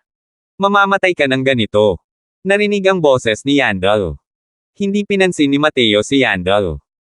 Sa totoo lang, nakapasok na siya sa isang estado ng pagiging walang pag-iimbot at tinatakan ang kanyang 5 pandama.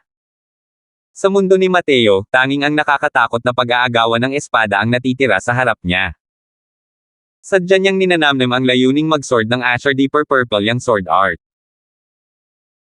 Habang nasa daang ito, ginamit ni Mateo ang Falling Flower Floating Zero Sword Intent upang gabayan ang Azure Deeper Purple yang sword art, at hindi ito isang simpleng pag-iwas sa layuning mag-sword. Dahil ang orihinal na layunin ng hanay na ito ay upang pahintulutan ang mga susunod na henerasyon na pag-aralan ang sining ng espada, kung gayon ang hanay ng mga teknik sa espada na ito ay hindi magbibigay diin sa pagpatay. Maliban na lang, ang sword art na ito ay masyadong makapangyarihan. Hindi ito maintindihan ng mga estudyante, kaya sila nahulog dito. Mula sa hindi mabilang na mga guhit ng mga layunin ng espada hanggang sa 1,000 guhit, pagkatapos ay 100 guhit, 10 guhit, at sa huli ay 1 guhit. Bumaba ang dami, ngunit ang kapangyarihan ay unti-unting tumaas. Mukhang ito ang epektong dulot ng pagpapakita ng layuning gumamit ng espada. Pero sa karanasan ni Mateo, natural lang na hindi ito ganoon kababaw. Ang huling 333 hakbang na ito ang siyang proseso kung paano unti-unting pinalalim ni Welten ang kanyang pag-unawa sa layuning gumamit ng espada. At ang huling espadang ito ang pinakamalakas na layuning mag-espada na iniwan ni Welten sa walang hanggang mundo. Kung ang huling espadang ito ay agad na ilalabas, magiging napakahirap intindihin ang layunin ng Azure Deeper Purple yang sword art sa pag-iispada. Ngunit ang mapanlikhang bahagi ay nakuha ni Welten ang mga anyo sa mga baitang mula sa kanyang buong buhay na pag-unawa. Nagresulta ito sa posibilidad na maunawaan ng humamon ang layunin ng espada. Siyempre, ang kailangan ay ang kaligtasan ng naghahaman sa ilalim ng gayong malamig at matalas na hangarin sa espada. Walang sino man ang maaaring maging katulad ni Mateo na may kakayahang dahan-daang intindihin ang layunin ng espada. Bagaman medyo bako-bako ang Nine Heavens Road, kinailangan pang aminin ni Mateo na labis na nag-ingat at nag-isip si Welten para sa mga susunod na henerasyon ng mga disipulo. Bakit hindi mo ginagamit ang sword intent, Mateo? Nang makita ang bahid ng sword intent na malapit ng pumutok, muling narinig ni Yandel ang nag-aalalang boses. Ang kanyang sword intent ay ganap ng aktibo. Kahit siya ay wala ng paraan para pigilan ang sword intent na iyon. Binawi ni Mateo ang sarili niyang layuning mag-espada sa pinakamaselang sandali, na ikinagulat niya ng husto. Swoosh! Nang lumapag ang mga paa ni Mateo sa 999 na baitang, biglang gumana ang kanyang hangarin na mag-espada. Nagtagpo ang layuning gumamit ng espada ng hindi kumalat, ngunit alam ni Yandel ang kakilakilabot ng espadang ito. Pero sa sandaling ito, nanatiling nakapikit si Mateo, na parang walang kaalam-alam sa paparating na panganib. Nagngingit-ngit si Yandel, at agad siyang sumulpot sa harap ni Mateo. Isang mahinang multo ang nagunat ng kanyang kamay upang gumuhit ng bilog sa harap niya. Isang guhit ng layuning mag-espada ang namuo at lumabas. Gayunpaman, ang bahid ng layuning ito sa espada ay parang isang langgam na nakatagpo ng isang elepante kung ikukumpara sa bahid ng layuning sa espada na sumabog. Napakalaki ng pagkakaiba. Nagawa ni Yandel na paikliin ang isang nakakatakot na layunin sa paggamit ng espada dahil pinakawalan niya ito sa pamamagitan ng hanay ng mga tauhan. Ngayong siya mismo ang nagpakawala ng bahid ng pag-iisip na gumamit ng espada, masyadong mahina na ang kapangyarihan nito. Tutal, si Yandel ay isa lamang pira-pirasong banal na sentido. Gusto niyang iligtas si Mateo, ngunit mahina ang laman kahit na handa ang espiritu. Maraming salamat, Senior Lo.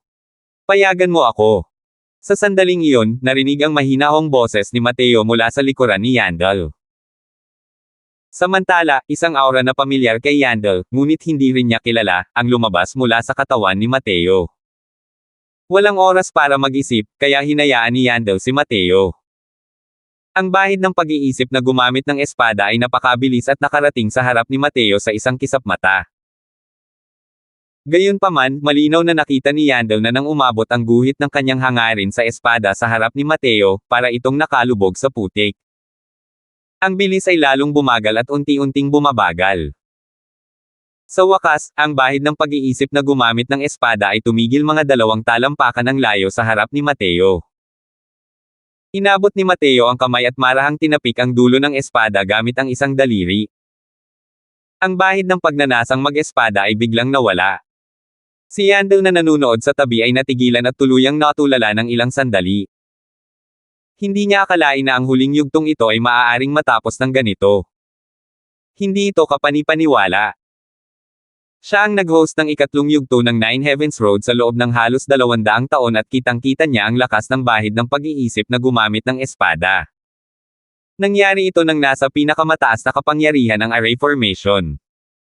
Kahit ang isang peak spirit condensation realm martial artist ay maaaring hindi makayana ang bahid ng sword intent na iyon, ngunit kumakalat ito sa pamamagitan ng mahinang tapik mula kay Mateo.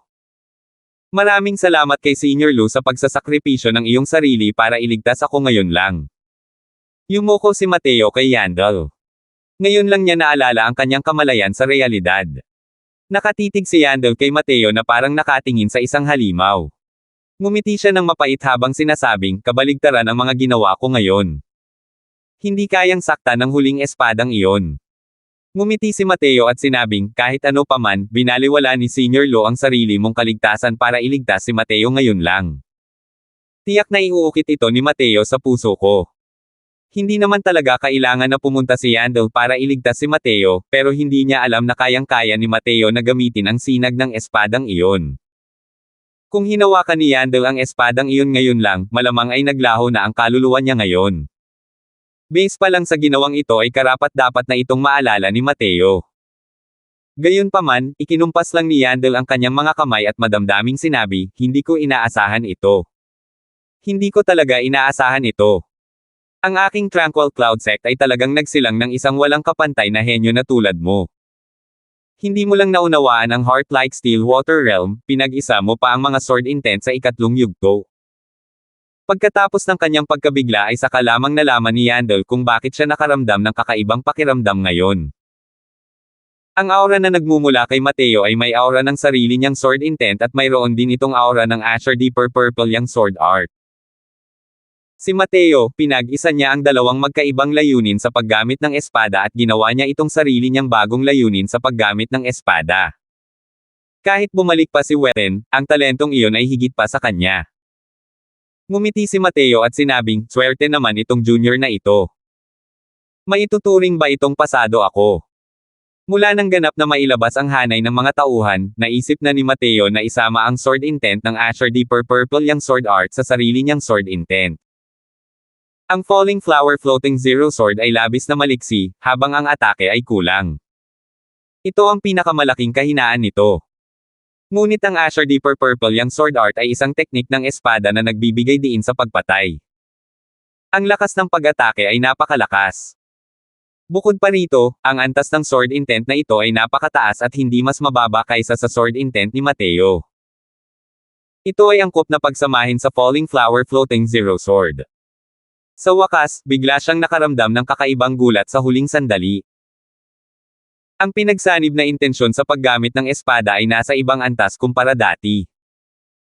Kaya naman, ang bahid ng intensyon sa paggamit ng espada ay parang isang masunuring sanggol sa harap ng aura ni Mateo. Ang kompetisyon sa pagitan ng layuning gumamit ng espada ay hindi kompetisyon ng lakas, kundi isang kompetisyon tungo sa pag-unawa sa layuning gumamit ng espada. Kung hindi, matagal nang dinurog si Mateo at naging pasta. Medyo tumango si Yandel nang parang wala sa sarili. Siyempre, maituturing itong pagpasa. Isang walang kapintasang pagpasa. Salamat po at sinamahan ninyo ako, ingat lagi mga master.